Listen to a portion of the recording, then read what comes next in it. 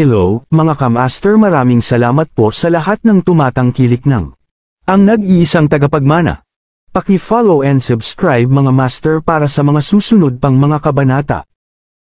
Ang nag-iisang tagapagmana, Philip Clark, libreng kabanata 1751. Dumilim ang mukha ni Ross habang sinabing, "Anyway, we have taken over this case and we already have the relevant evidence. Kailangan lang nating magtanong. Paumanhin, Mr. Hogan, gusto kong ako mismo ang humawak sa kasong ito." May alitan ako sa mga taong ito, putol ni Philip kay Ross at sinabing. Gayunpaman, maaari akong magbigay sa iyo ng kanilang impormasyon.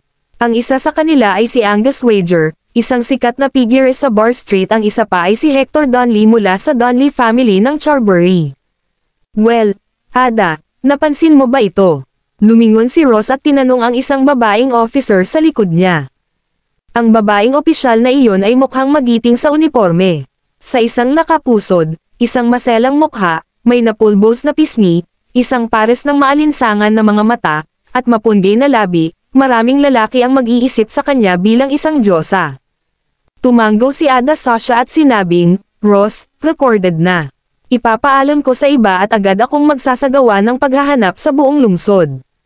Tumanggo si Ross. Sinulyapan ni Philip si Ada at idinagdag, "Sinala ko natatakas sila sa Charbury. Iminumungkahi ko na ilagay mo ang iyong lakas tao sa bawat highway para huminto at suriin ang mga sasakyan." Lumingon si Ross at kumunat ang noo. Medyo nainis siya sa utos ni Philip pero sumagot pa rin siya, "Don't worry about this. May kanya-kanya kaming arrangement." Hindi na nagsalita pa si Philip at tumingin na lang kay Victor. Naintindihan naman agad ni Victor. Umalis siya sa ospital at nag-aayos ng mga tauhan na ilalagay sa iba't ibang pasukan at labasan ng highway sa Upper Creek. Hanggat nahuli ang mga taong iyon, may 100 paraan si Philip para mapaluhod ang mga anak ng B***H na iyon at humingi ng awa. Samantala, si Hector, Angus, at ang iba pa ay nakaupo sa kotse at dumiretso sa Charbury. Gayunpaman, sa pagtingin sa mga kondisyon ng kalsada, si Angus, na nakaupo sa co-passenger seat, ay tila solemna at naguguluhan habang sinabi niya, "Mukhang hindi ito tama. Bakit biglang maraming private bodyguards sa kalsada? Young Master Hector, hinala ko na ang mga taong ito ay naririto para sa atin." Noong una ay nakapikit si Hector para ipahinga ang kanyang isipan. Nang marinig niya ito, kinilig siya. Umupo siya ng tuwid at dumungaw sa bintana ang mga rumaragasang patrol car at ang mga pribadong bodyguard na nakaharap sa kalsada sa ibang intersection. Siya ay medyo nag-aalala at sinabi, "Hindi pwede, napakabilis. Damn that Philip Clark, parang hindi naman siya ganon ka-simple. She *T. Tatawagan ko ang aking ama ngayon din. Dapat may paraan siya. Hanggat umalis tayo sa Upper Creek, ang buong bansa ay libre para sa atin na gumala." Habang nagsasalita, kinuha niya ang phone niya at nag-dial ng number. Maya-maya pa'y konektado na ang tawag. Ang mabagsik at malalim na boses ng isang nasa katanghaliang gulang na lalaki ay umalangaw-ngaw mula sa kabilang dulo. "Hector, ano ang problema? May mali ba? Bakit late ka na tumatawag sa akin?" Sabi ni Hector, "Tay, nagkagulo na ako sa Upper Creek na mobilize na ang puwersa ng pulisya. Marami ring bodyguard na maaaring lumabas para hulihin ako." "Ano? Nagdulot ka ng gulo sa Upper Creek? Sino ang ibang partido na may kaya? Hindi mo ba sinabi sa kanya na descendant ka ng Donley family sa Charbury?" Isang galit na boses ang nagmula sa kabilang dulo ng telepono. "Okay, nakuha ko. Aayusin ko ang ikapito mong tiyuhin na sunduin ka." Nagkataon na siya ay nag-iinspeksyon ng isang proyekto sa Upper Creek. Maaari kang bumalik sa kanyang kotse. Ikapitong tiyo, nasa Upper Creek din ba siya? Ngumiti si Hector at subconsciously nagtanong, "Tay, safe ba ang sasakyan ni 7th Uncle?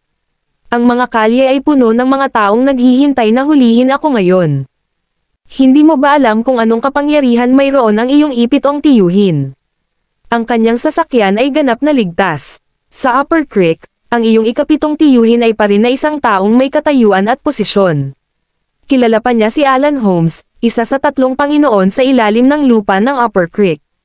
Bukod dito, Ang ikapitong tiyuhin ay ang iyong sa aming pamilya upang pag-usapan ang tungkol sa pakikipagtulungan sa mga resulta na unit sa Upper Creek sa pagkakataong ito. Ito ay isang mataas na antas ng pagtanggap at ang kotse ay pagmamayari ng isang sponsor. Walang maglalakas loob na suriin ito.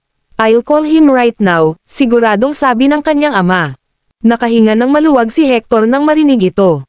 Hindi nagtagal, nakatanggap siya ng tawag mula sa kanyang ikapitong tiyuhin. Hector, bakit mo pinag-aalala ang tatay mo? Nagkagulo ka na naman. Nakaparada ang kotse ko sa harap ng Hibiscus Hotel. Halika at ihahatid kita palabas ng bayan. Okay, salamat, 7th uncle. Mabilis na pinatay ni Hector ang tawag at hinimok si Angus na magmadali. Kabanata 1752. Hindi nagtagal, isang grupo ng 7 o 8 tao ang dumating sa pasukan ng Hibiscus Hotel. Nakita ni Hector ang isang hilera ng mga nakasponsor na sasakyan na nakaparada sa harap ng hotel mula sa malayo. Agad na tumakbo si Hector, kumatok sa bintana ng kotse, at mamulong, ikapitong tiyo. Binuksan ng sasakyan sa gitna ang pinto at pinapasok si Hector. Nakita ni Angus at ng kanyang mga tauhan ang eksenang ito at sinubukang sumisik ngunit agad na umalis ang convoy, naiwan si Angus at ang kanyang mga tauhan na napadpad. Ang eksenang ito ay lubos na napatulala kay Angus. Sold out na siya. Asterisk sick. Ginamit siya ng iba. Anak ng H, Hector Donley, ikaw na bastos.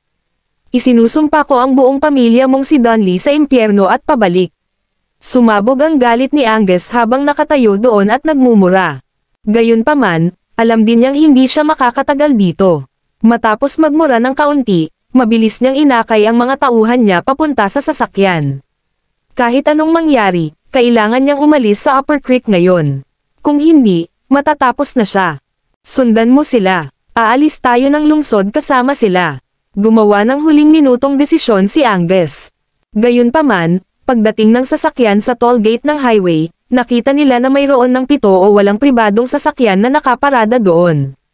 Ang mga pribadong bodyguard na nakasuot ng itim na suit at ilang patrol officer ay isa-isang nag-inspection sa mga sasakyan. Pinagmasdan ni Angus ang diretsong paglabas ng sasakyan ni Hector nang hindi siniyasat. Nang makita ang eksenang ito, halos tumigil ang kanyang puso. Hindi niya maiwasang mapaungol sa kanyang kababata, talikod ka. Bumalik at dumaan sa rural na kalsada. Maaari nating gamitin ang ruta ng tubig doon para makalabas ng lungsod. Ang 8 daanan papunta sa Upper Creek ay nablock lahat sa loob lamang ng 10 minuto. Si Angus ay isang matinong tao din.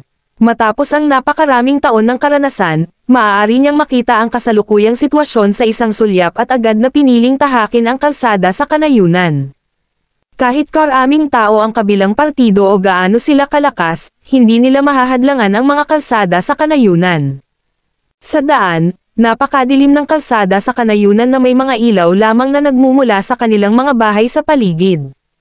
Pagkaraan ng ilang sandali sa pagmamaneho, lumaki ang ngiti sa mukha ni Angus habang natatawa niyang sinabi, "Hehe, gusto nilang ikulong ang lungsod at arestuhin ako, Angus Wager.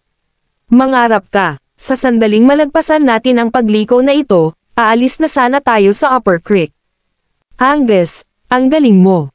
Angus, aasa kami sa iyo mula ngayon.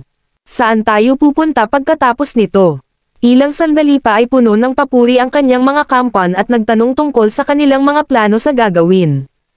Naisip ito ni Angus at sinabing, pumunta ka sa Golden City. May kaibigan ako dyan. Gayunpaman, pagkasabi niya nito ay biglang huminto ang sasakyan. Bumangga lahat sa mga bintana at upuan ng sasakyan ang mga pasahero. Damn it! Ang eksena sa harap ay tuluyang nagpatulala kay Angus. Kahit na ang tanging labasan sa kanayunan ay hinaranggan. Sa isang sulyap, ganap na nakaharap sa intersection ang isang dosenang nakaitim na bodyguard at 7 hanggang 8 sasakyan na nakabukas ang mga headlight. F***6. Paano nakahanap ng napakaraming tao ang Philip Clark na ito? Talagang hinaranggan niya ang lahat ng Upper Creek. Nabangga lang namin si Yaya. Bakit magsisimula ang isang malaking kaguluhan? Natigilan si Angus. Napalunok din ang nasa likuran niya at nagtanong na may nanginginig na boses, Angus, ano ang dapat nating gawin ngayon? Pilitin ang daanan natin. Kabanata 1753. Puwersa silang dumaan. Nang marinig ito, ibinaling ni Angus ang kanyang ulo, sinampal ang kababata sa likod ng kanyang ulo, at sumigaw, "Gusto mo bang mamatay? Pilitin ang daanan natin. Buksan mo ang iyong mga mata at tingnan kung anong uri sila ng mga tao." Hinaplos ng kababata ang likod ng kanyang ulo at agrabyado na sinabi, "Kung hindi natin pipilitin na dumaan, uupo na lang ba tayo dito at maghihintay?" "Tama, Angus. Ano ang susunod nating gagawin?" Kahit na ang nag-iisang rural na kalsada palabas ng Upper Creek ay naharang. "Angus, may iniisip ka. Marami kang kakilala. Dapat may paraan." Sa oras na ito, hindi na napigilan ng mga kasambahay at patuloy na nagsasalita. Natakot sila na iwan sila ni Angus. Nang nag-aalangan si Angus, dalawang itim na SUV na may mga alarma ang huminto sa intersection. Bumaba mula sa sasakyan ang 5 o 6 na armadong tao. Napakabigat ng sandata nila. Nang makita ang eksenang ito, tulala si Angus. Kahit ang mga manlalaban nandito. Ano ang nangyayari? Nagmura si Angus at idinagdag, "Magmaneho ka at umalis ka dito. Bumalik muna tayo bago tayo gumawa ng ibang plano." Humihingal ang driver bilang pagsang-ayon at ang iba ay nanatiling tikom ang bibig. Pero bakas sa mukha nila ang takot at kaba. Sino ang mag-aakala na ang mga bagay ay uunlad sa puntong ito? Kaka-knockout pa lang nila sa yaya ng kabilang party pero itong si Philip Clark na ito ay talagang nagpagulong-gulong. Hindi lang ba si Heath ang kilala niya? Ano kaya ang ibig sabihin ni Heath? Kahit si Victor Bell, magagawa niya ba ito? Si Angus ay patuloy na nag-iisip tungkol dito ngunit hindi niya ito maisip. Ang kanyang mga kampan ay nagtatampo at nanahimik. Dahil pinili nilang sundan si Angus, ngayon lang siya masusundan hanggang dulo. Mukhang naging seryoso na ang sitwasyon. Ayaw nilang mahuli ng ganito. Kapag nahuli, siguradong kawawa sila. Hindi nagtagal, bumalik sila sa lungsod at huminto sa car wash sa western suburbs ng Upper Creek. Ang kapitbahayan ay kakaunti ang populasyon at kabilang sa isang development zone. Ang isang malaking lugar sa paligid nito ay Geneva, kaya kakaunti ang mga tao dito. Pinili ni Angus ang lugar na ito dahil mayroon siyang lumang bahay dito na maaaring gawing pansamantalang taguan. Pagkaraan ng ilang sandali kapag nawala na ang lahat, maaari na siyang maghanda na umalis sa Upper Creek. Dahil kailangan nilang magtago sandali, kailangan nilang bumili ng mga pang-araw-araw na pangangailangan. Kaya naman, siya at ang kanyang mga tauhan ay nagsuot ng maskara habang pumuslit sa isang kalapit na convenience store. Nais niyang bumili ng ilang pagkain, inumin, at gamit sa banyo. Gayunpaman, nang sila ay mag-check out, nakita nila na ang may-ari ay matamang nanonood ng TV. Ang nagpe-play sa TV ay walang iba kundi isang reward notice. Sa screen, seryosong sinasabi ng babaeng anchor, kalahating oras na ang nakalipas, isang marahas na pag-atake ang naganap sa isang hotel sa Upper Creek. Pagkatapos ng pagsisiyasat ng mga may katuturang krimen at kumpirmasyon mula sa pagsubaybay sa lugar, ang mga sumusunod na tao ay pinaghihinalaang gumawa ng malalaking lugar. Habang sinasabi iyon, lumabas ang mga larawan ng ilang tao sa kanang sulok sa itaas. Si Hector, Angus, at ang iba pa. Kaagad pagkatapos, nagpatuloy ang babaeng anchor, habang ang mga salarin ay nasa malaya na ngayon, ang Upper Creek ay mag-aalok ng hanggang 5 na cash reward sa mga individual o unit na nagbibigay ng mga pahiwatig o impormasyon na humahantong sa matagumpay na pag-aresto sa mga sospek. Nang makita ito, napatulala si Angus at ang iba pa. Nasa TV sila pero wanted notice iyon. Bukod dito, ang gantimpala ay umabot sa 5 milyong dolyar. Tumalon ang kanang talukap ng mata ni Angus. Hindi niya akalain na balang araw ay magiging ganoon kahalaga siya. At saka, medyo photogenic siya. Sa sandaling ito, itinuro ng isang kababata sa tabi niya ang TV at napabulalas, "Angus, tingnan mo ang TV. Nasa TV tayo." Kabanata 1754. Pinagpapawisan nito si Angus. Idiot. Samantalang ang may-ari na nanunood ng TV ay napalingon siya kay Angus at sa iba pang nakamaskara. Inihambing niya ang mga ito sa mga mukha sa TV. Banal na she asterisk T. Sila talaga yon. Agad na kinuha ni Angus at ng iba pa ang mga gamit at tumakbo palayo. Sinigawan sila ng may-ari ng tindahan na huminto at mabilis na dinial ang contact number. Ang $5 milyong na iyon ay magiging kanya. Matapos tumakbo si Angus at ang kanyang mga tauhan palabas ng convenience store, nagpatuloy sila sa pagtakbo ng 7 o 8 minuto bago huminto sa isang madilim na eskinita. Nang huminto sila ay tumalikod si Angus at sinampal ang kampan na sumigaw kanina. Ilang sipa rin ang binigay niya habang nagmumura, "Baboy. Ikaw ay **************************************************** wanted notice iyon." Sinipal ni Angus ang lalaki sa lupa at napahawak sa mukha habang agrabyado na nagsasabing, Angus, hindi ako nag-aral." At saka, $5 milyong iyon. Halos himatayan si Angus sa galit sa narinig. Tinuro niya ang lalaki at sumigaw, "Sinasabi mo bang gusto mo akong isumbong? O gusto mong isumbong ang sarili mo?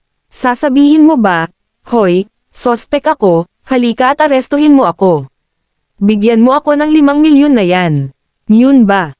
Napaungol ang kababatang iyon bago sinabing, hindi imposible iyon. Hindi naman namin ginawa. Sa karamihan, gumugulo kami ng ilang taon sa bilangguan. Paglabas natin, magkakaroon tayo ng $5 milyong. Ikaw, nagsalita ka ba sa labas ng iyong asterisk sa ngayon? Galit na galit si Angus nang umahan siya at muling sinipa. Pagkatapos, sinabi niya sa kanyang natitirang mga kampan, mukhang hindi ito tama. Napakaraming patrol officers ang ipinadala.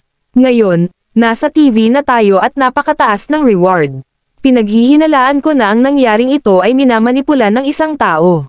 Malamang na sinusubukan nila kaming akusahan ng iba pang mga kaso at gawin kaming mga scapegoat.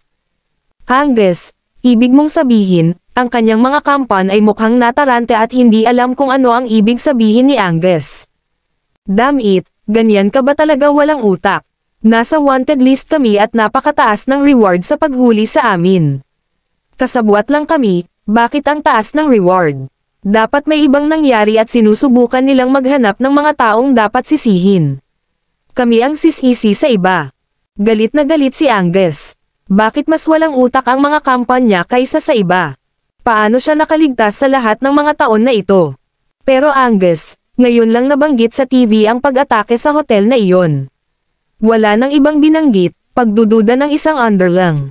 Smack! Hinampos ni Angus ang bata sa ulo at nagmura, "Huwag mong pabulaanan ang aking mga salita. Sinasabi ko na nga ba gamitin ang iyong utak at pag-isipan ito. Si Heath kaya ang gumawa ng ganoong kalaking kaguluhan? O si Master Bell? Mayroon ba silang kakayahan na ito? Ang isang tao sa itaas ay dapat na manipulahin ang lahat ng ito. Ang pakay ay makuha tayo para mahulog. Kaya, kailangan nating magtago, maghintay na mawala ng kaunti ang mga bagay, at mabilis na umalis sa Upper Creek." Oo, tama si Angus. Napagtanto ng kanyang mga kasambahay ang sitwasyon at tumango, sa pag-aakalang may kabuluhan ang paliwanag ni Angus. Kung ganoon, ano ang dapat nating gawin ngayon? Ipasok ang ating sarili. Pinakamarami, kakasuhan tayo ng pagiging kasabwat. Kung tutusin, si Hector ang may gawa nito. Wala tayong kinalaman dyan, biglang sabi ng isang underlang. Kabanata 1755. Bang! Sinipal ni Angus ang nagsalita at nagmura, "Tulala ka rin ba? Pinaghahanap na kami ng mga serbisyo. Paano natin maibabalik ang ating sarili? At saka, sino si Hector Donley? Isang miyembro ng pamilya Donley sa Charbury. Ano kayang mangyayari sa kanya? Mga scapegoat lang tayo. Hanggat mahuli tayo at ang pamilyang Donley ay humila ng ilang mga string sa kanilang panig, tayo ay magiging mga mamamatay tao." Natakot ang mga kampan nang marinig nila ito. Kasabay nito, naiintindihan din nila na sa ganitong sitwasyon, maaari lamang silang tumakbo at magtago. Lamang kapag ang mga bagay ay hamina ng kaunti magkakaroon sila ng pagkakataong makatakas sa Upper Creek. Si Angus at ang kanyang mga tauhan ay humihit-hit ng ilang sigarilyo sa eskinita. Pagkatapos, tumayo si Angus at sinabing, "Hihilingin ko sa isang kaibigan ko kung maaari tayong lumabas sa lungsod. Ang unang prioridad ay umalis sa Upper Creek.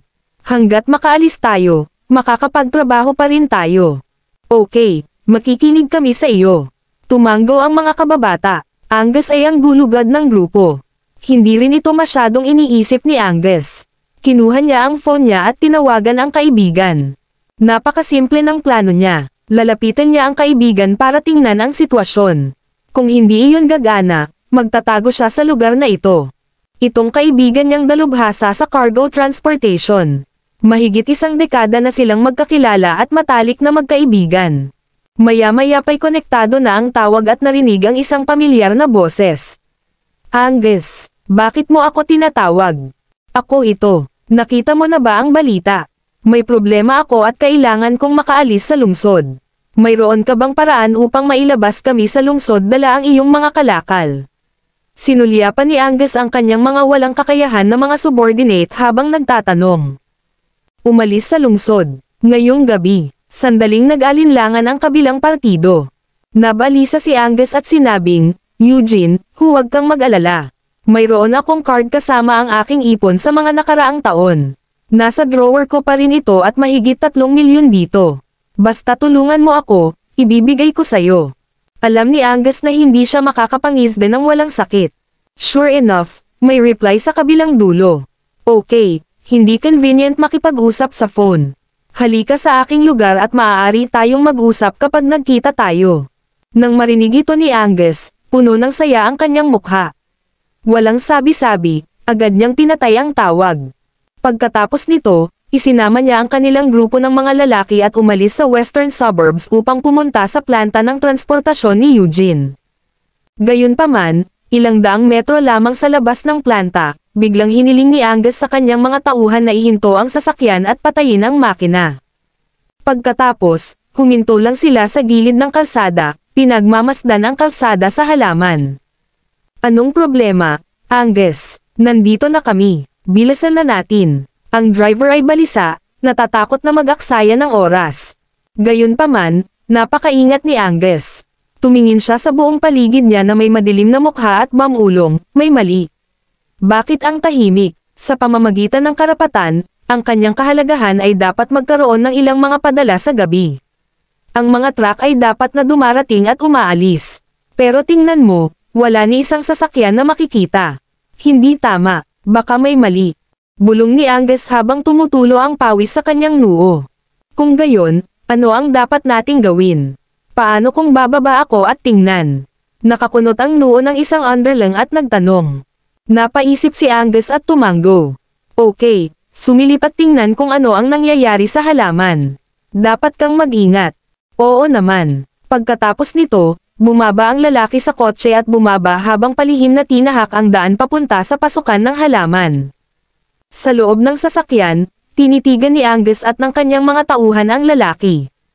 Pagkapasok ng lalaki sa pinto, napindown siya ng ilang tao sa loob. She asterisk T. Nagmura at umungal si Angus, bilisan mo, tumakbo ka. Agad na naghanda ang driver para tumakas. Gayunpaman. Pop, pop, pop. Agad na binuksan ang lahat ng mga spotlight sa mga high beam sa paligid ng halaman. Ang buong halaman ay kasing liwanag ng araw ngayon. Ang sasakyan ni Angus ay tumambad din sa ilalim ng liwanag. Kasabay nito, nakita niya na 12 ng mga truck sa paligid ng periphery ng planta ay nakabukas ang kanilang mga high beam, na lahat ay nagniningning sa kanilang sasakyan.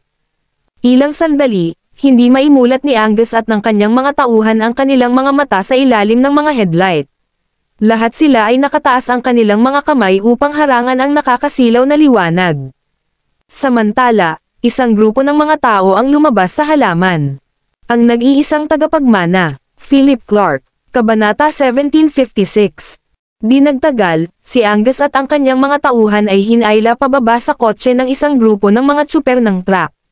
Sa sandaling ito, lumuhad si Angus sa lupa at sumigaw ng hysterical sa matabang lalaking nakasot na nakatayo sa harapan niya. Eugene Cain, pinagtaksil mo ako. Ngumiti ang matabang lalaki at sinabing, pasensya na kaibigan.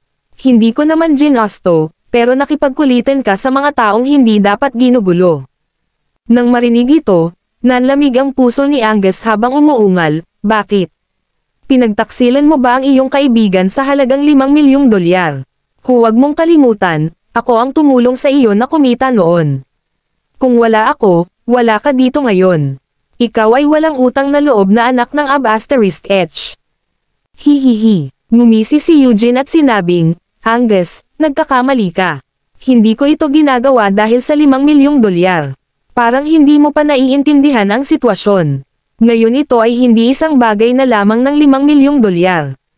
Maging ang mga kalye ay naglabas ng abiso sa pagtugis laban sa iyo. Alam mo ba kung magkano? Ang mga lansangan. Si Victor Bell kaya, magkano? Malamig na tanong ni Angus. Itinaas ni Eugene ang isang daliri at nakangiting sinabi, $100 million, at kung mahuli ka, another $50 million. Boom! Sa sandaling ito, natigilan si Angus. Ganap na tulala. 100 milyon. At isa pang 50 milyon kung siya ay nahuli. Napakaraming pera iyon na kahit si Angus ay hindi napigil ang hiling na arestuhin ang sarili. Hindi katakataka na pagtataksilan siya ni Eugene. Sino ba naman ang hindi matutokso sa ganoong kalaking halaga ng pabuya? Gayunpaman, gagastos ba si Heath ng 100 milyong dolyar para mahuli siya? Si Victor ba? Imposible. Talagang hindi. Magkano ang halaga ni Victor? Bakit siya gagastos ng 100 milyong dolyar para mahuli siya? Nabaliw ba siya? Hindi talaga maisip ni Angus. Sinundan lang niya si Hector at nasugatan ng husto ang isang yaya. At saka, hindi naman siya ang may gawa nito, kaya bakit kinakagat siya ng kabilang partido? Angus, pasensya na, pero hindi ko kayang labanan ang 150 milyong dolyar. I can totally enjoy the rest of my life with this money, nakangiting sabi ni Eugene sabay sabing, syempre, I have to thank you for this opportunity. Huwag kang mag-alala, ako na ang bahala sa mag-ina mo. Nang marinig ito, tumawa si Angus at sumigaw, Eugene Cain, pumunta ka sa impyerno. Hindi ko ibibigay ang sarili ko. Sa isang dagandong, pilit na bumangon si Angus mula sa lupa at tumakbo palayo. Gayunpaman, boom! Isang itim na anino ang lumipad at sinipa si Angus sa kanyang tiyan. Tulad ng isang kanyan, lumipad pabalik ang huli at bumangga sa kotse ng husto. Nabasag ang bintana sa gilid ng pinto at natusok din ang pinto. Nagluwa si Angus ng isang subo ng dugo at bumagsak sa lupa. Walang pakialam na tumingin sa kanya ang taong sumipa kay Angus at sinabi kay Eugene, aalisin natin siya. Ang pera ay ipapadala sa iyo mamaya. Oo, salamat, Master Bell. Salamat, Young Master Clark. Yumuko si Eugene at ngumiti sa kanilang lalaking nakablaksot. Natanggap na ni Philip ang balita mula kay Victor. Young Master Clark, nahuli na namin siya, ngunit may nangyaring mali, yumuko si Victor at sinabi. Kumunot ang noo ni Philip at nagtanong, ano ang nangyari? Kabanata 1757. Agad na sinabi ni Victor, nahuli namin si Angus Wager at ang kanyang mga kampan. Nakulong na sila at maaaring tanungin anumang oras. So, bahagyang naningkit ang mga mata ni Philip. Hindi ba ito magandang balita? Bakit nasabi ni Victor na may mali? Napatingin si Victor kay Simba sa tabi niya. Naintindihan naman ng huli at dirdiretsong sinabi, according to the news from the scene, Angus admitted that the one who made the move was Hector Donnelly. Gayunpaman, iniwan ni Hector ang Upper Creek sa isang kotse mula sa isa sa mga sponsor ng kanyang ikapitong tiyuhin at pabalik sa Charbury. Bukod dito, ayon sa natanggap naming balita, ang ikapitong tiyuhin ni Hector ay lubos na maimpluwensyahan sa Upper Creek at nakakakilala ng maraming tao. Sa sandaling matapos siyang magsalita, ang mga mata ni Philip ay sumambulat sa malamig na liwanag. Tinitigan ni Iyayi si Simba at nagtanong, sasakyan ng isang sponsor. Bakit hindi ito nasuri ng maigi? Walang magawang sumulyap si Simba kay Ross Hogan na nakikipag-usap sa kanyang mga nasasakupan at sinabing, ang bagay na ito ay dapat nilang ipaliwanag. Malamig na tiningnan ni Philip si Ross. Parang nakatanggap lang ng report si Ross mula sa kanyang mga nasasakupan. Lumapit siya at sinabi kay Philip at sa iba pa, ayon sa impormasyong natanggap namin, sumakay na si Hector Donnelly sa isa sa mga sasakyan ng kanyang ikapitong tiyuhin at umalis sa Upper Creek, si Mr. Clark, hindi mo kailangang mabalisa. Ngayong mayroon tayong ebidensya, tiyak na dadalhin natin si Hector Donnelly sa hustisya. Kahit na tumakas siya pabalik sa Charbury, mahuhuli namin siya. Mayroong ilang mga maliliit na hadlang na dapat lutesin, kaya't pasensya na, Mr. Clark. Ngumuso si Philip at sumulyap ng malalim kay Ross na nasa harapan niya, pati na rin kay Ada Sasha na nasa likod ni Ross. Aniya, kaya ko mismo ang bagay na ito. Hindi ko kailangan ng tulong mo. Kung gusto mo talagang tumulong, hintayin mo lang ang mga utos ko. Yumigting ang mukha ni Ross habang mabilis na gumuho ang ekspresyon nito. Hindi pa siya nakatagpo ng pamilya ng biktima na nang ahas magsalita ng ganoong mga salita. Kanino kinuha ni Philip si Ross? Gusto pa niyang utusan sila. Malamig din ang mukha ni Ada sa mga sandaling ito. Galit niyang tinitigan si Philip at sinabing, Mr. Clark, sana ay bigyan mo ng pansin ang iyong mga salita. Tayo ang lungsod. Gayunpaman, bago matapos magsalita si Ada, pinutol siya ni Ross at sinabi kay Philip, maiintindihan namin ang iyong nararamdaman, ngunit dahil napag-usapan namin ang kasong ito at nagdulot din ito ng maraming epekto sa lokal na lugar, kailangan naming sundan ang investigasyon.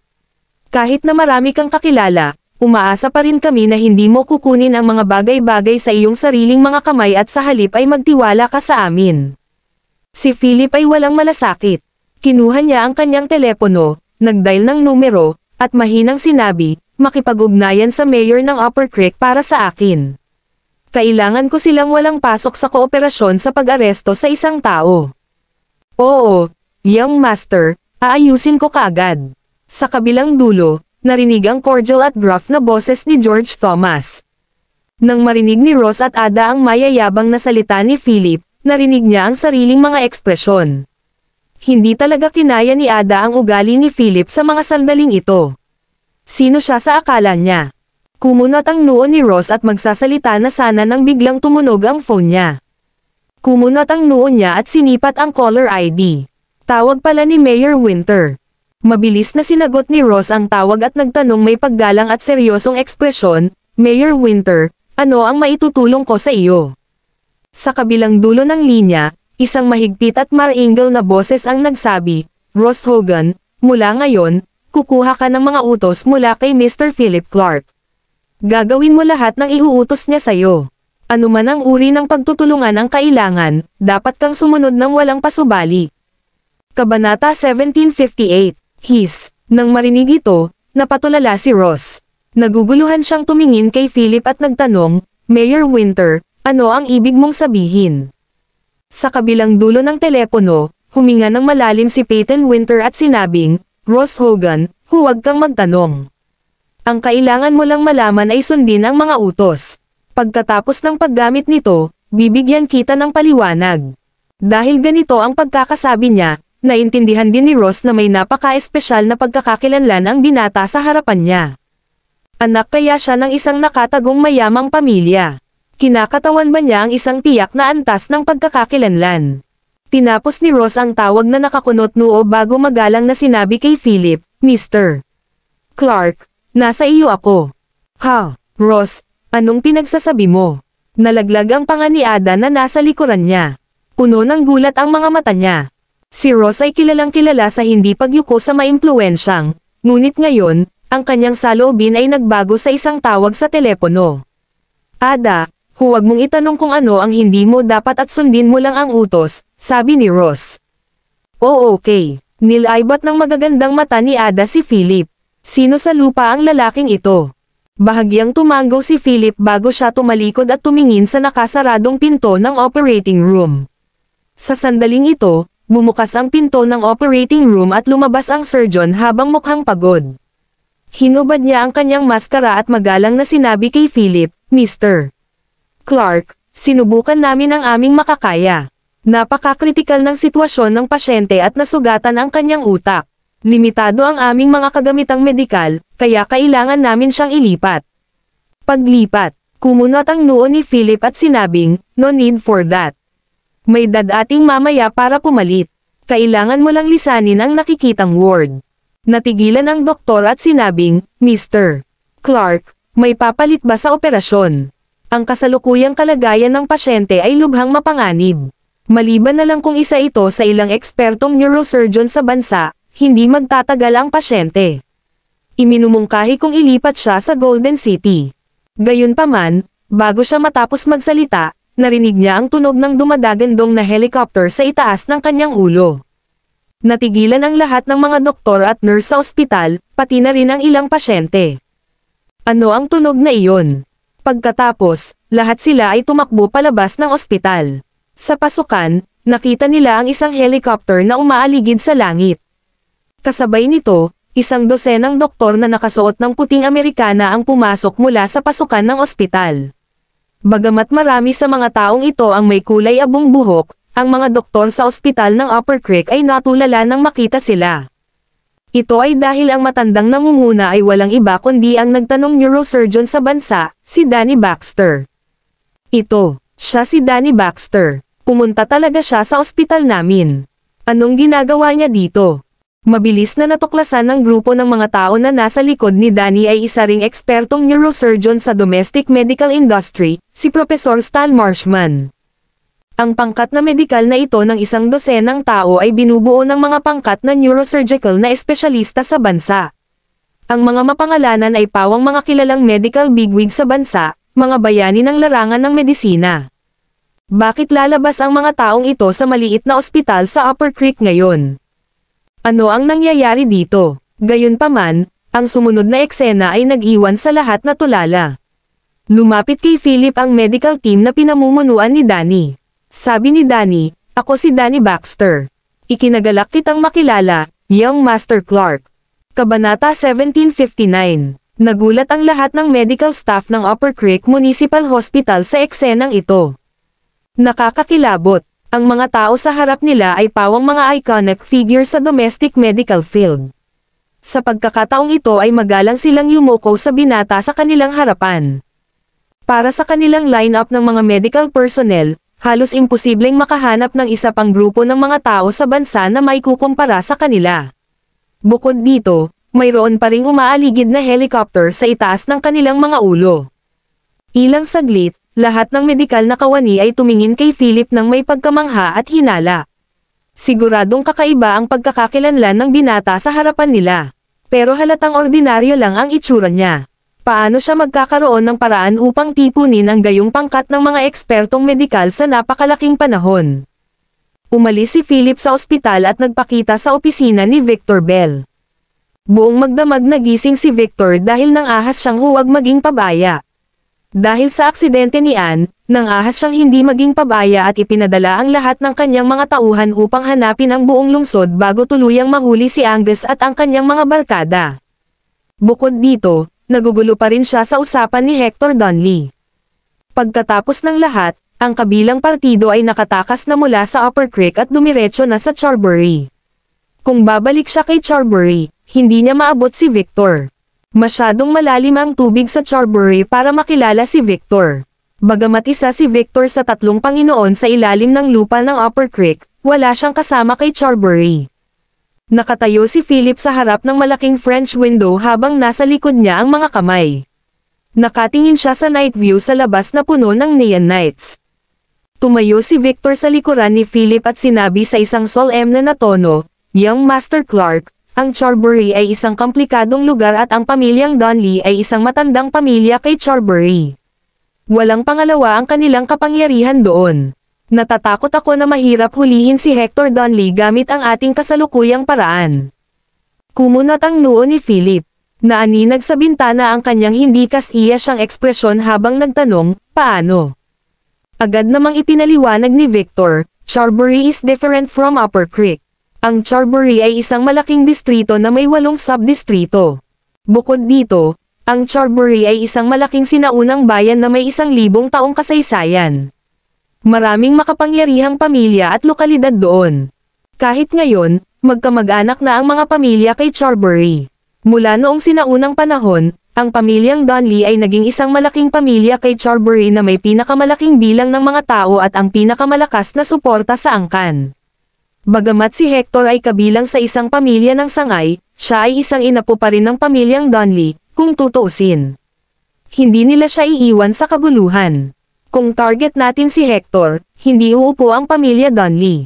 Nang marinig ito, nagdilim ang ekspresyon ni Philip bago siyang umisi at sinabing, "Sinasabi mo ba na kapag nahuli natin si Hector, hindi may iwasang makabangga natin ang pamilya Donley?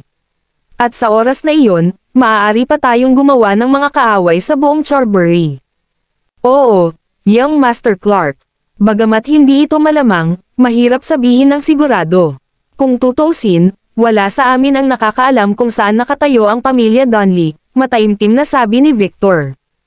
Halatang ayaw ni Victor na pumunta si Philip sa Charbury at masaktan ang buong pamilya Donley para lang makita si Hector Donley.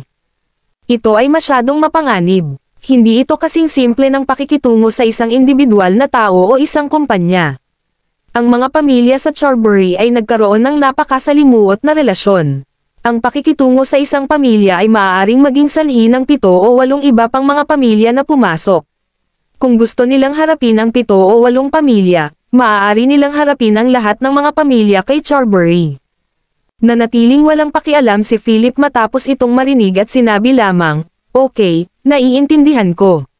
Pagkatapos nito, kinuha niya ang kanyang telepono, idinial ang numero ni George Thomas, at sinabing, "George, tulungan mo akong makipag-ugnayan sa ama ni Hector Donley." "Oo, young master. Ako na ang mag-aayos ngayon." Agad namang pumayag si George. Hindi nagtagal, nakita ni George ang contact number ng ama ni Hector at ipinadala ito kay Philip. Kabanata 1760. Walang pag-aalinlangan, dinail ni Philip ang numero ng kabilang partido. Mabilis na nakonekta ang tawag, at ang taong nasa kabilang dulo ay nagtanong ng nalilito, "Sino ka? Bakit nasa iyo ang personal number ko?" "Homer Donley, ako si Philip Clark," sabi ni Philip. "Philip Clark, hindi kita kilala. Nagkamali ka ba ng dial number?" Nang marinig ito ni Homer, napakunot ang noo niya at gusto niyang tapusin ang tawag. Gayunpaman, nagulat siya sa sumunod na tanong ni Philip. "Ang iyong anak, si Hector Donley, ay nasugatan ang aking Diyos kapatid na babae at tumatakas pabalik sa Charbury." "Hector," kumunat ang noo ni Homer. Matapos makipag-ugnayan sa kanyang anak kanina, nalaman niyang nagkaroon siya ng gulo sa Upper Creek matapos masugatan ang isang babaeng yaya. Hindi niya akalain na big deal iyon noon, kaya hindi na siya nagtanong tungkol dito. Gayunpaman, ang kabilang partido ay nagkusa na lumapit sa kanya ngayon at nakuha pa ang kanyang pribadong numero sa napakalaking panahon, na pinipigilan ang impluwensya ng kabilang partido ay hindi maliit. Tila hindi ganoon kadali ang paggamit nito. Pagkatapos mag-isip tungkol dito, sabi ni Homer, "Kaya tungkol dito. Medyo mabigat ang kamay ng anak ko at may ginawang mali, pero hindi maiiwasan na maging mapusok ang mga kabataan. Bilang ama niya, ako talaga ang magiging responsable. Maaari humingi ka ng anumang kabayaran na gusto mo hanggat kaya ko, tiyak na sasagutin ko ang iyong kahilingan." Palaging pinahahalagahan ni Homer ang kanyang anak. Dahil ang mga bagay ay umunlad hanggang sa puntong ito, natural na gagawin niya ang responsibilidad para sa kanyang anak. Ito ay pera lamang, gayunpaman. Ang pamilya Donley ay marami nito. Hanggat hindi ituloy ng kabilang partido ang bagay na iyon, kayang-kaya niyang maglabas ng ilang milyong dolyar. Gayunpaman, ang tanging bagay na hindi niya napapansin ay hindi niya alam ang ugali at background ni Philip. Naisip niya na ang pangalan ng pamilyang Donley ay maaaring sugpuin ang lahat at lahat. Nang marinig ang mga salita ni Homer, napangisi si Philip habang ang kanyang mga mata ay pumutok sa maliit na layunin. Sinabi niya sa Neil Night View sa labas ng bintana at sinabing, "Dahil gusto mong ayusin ito ng pribado, napakasimple din ang kondisyon ko, sabihin kay Hector Donley na ibalik ang F*6 sa Upper Creek ngayon din." Sa kabilang dulo ng telepono, natahimik si Homer nang marinig si Philip. Medyo malamig ang mukha niya. Hindi niya akalain na ganoon pala kangas ang binata sa kabilang dulo ng telepono. Maya-maya, binibigkas ni Homer ang bawat salita, bata pa si Hector, kaya normal lang na magkamali siya. Hindi na kailangang sumunod siya sa maliit na bagay. Bukod dito, dapat mong bigyan siya ng pagkakataong magsisi. Dahil mahahanap mo ang aking pribadong numero sa maikling panahon, hindi ito isang ordinaryong tao. Gawin natin ito. Babayaran kita ng 5 milyong dolyar at tapos na ang paggamit nito. Hinampis niya lang ng baseball bat ang kapatid mong Diyosa. Ito ay wala. Malaki ang 5 milyon. Dapat matuto kang sumuko. Gayunpaman, hindi kaaya-aya ang mukha ni Philip sa kabilang dulo, lalo na ang mga mata nito na maaaring magdulot ng palpitations ng puso sa mga makakakita sa kanila. Malamig niyang sabi, 5 milyon. Kung sasabihin mo kay Hector na ibalik ang F*6 ngayon, bibigyan kita ng 50 billion. Gusto ko lang ang buhay niya. Paano na? Ang nag-iisang tagapagmana, Philip Clark. Kabanata 1761. 50 bilyon. Nagulat si Homer habang naging malamig ang kanyang ekspresyon at sinabing, "Binata, niloloko mo ba ako?" Ang 50 bilyong dolyar ay napakataas na halaga kahit sa Charbury. Kahit na ang pinakamalaking pamilya kay Charbury, ang pamilyang Donley ay matutokso ng gayong astronomical figure. Napakalungkot ng mukha ni Homer habang idinagdag, "I'm discussing a solution with you." Hindi mo ba naisip na medyo walang galang sa iyo na nagsasalita ako ng ganito? Isa pa, mayroon ka bang kahit na 50 bilyong dolyar? Upang sabihin sa iyo ang katotohanan, 5 milyon ang aking limitasyon kahit 1 sentimo sa bilang na ito. Kung gusto mong gumawa ng move sa anak ko, natatakot ako na mahirap gawin iyon. Sa puntong ito, galit na galit si Homer. Ang kabilang partido ay malinaw na sinusubukang takutin siya at tuyain sa pamamagitan ng pagbibigay ng pangalan sa 50 bilyon. Napakabukas palad na ni Homer sa pamamagitan ng pag-alok ng 5 milyong dolyar, ngunit hindi alam ng kabilang partido kung ano ang mabuti para sa kanya. Hehe, Homer Donley, sinasabi mo ba na ayaw mong ibigay ang tao? Malamig ang mga mata ni Philip habang nagtatanong. Ngumuso si Homer at nagtanong, ibigay mo siya. Anak ko siya, at natural na may sasabihin ako tungkol sa kanyang kapakanan. Hindi ka ba masyadong kaya? Kung gayon, maaari mong ibalik ang aking anak sa Upper Creek.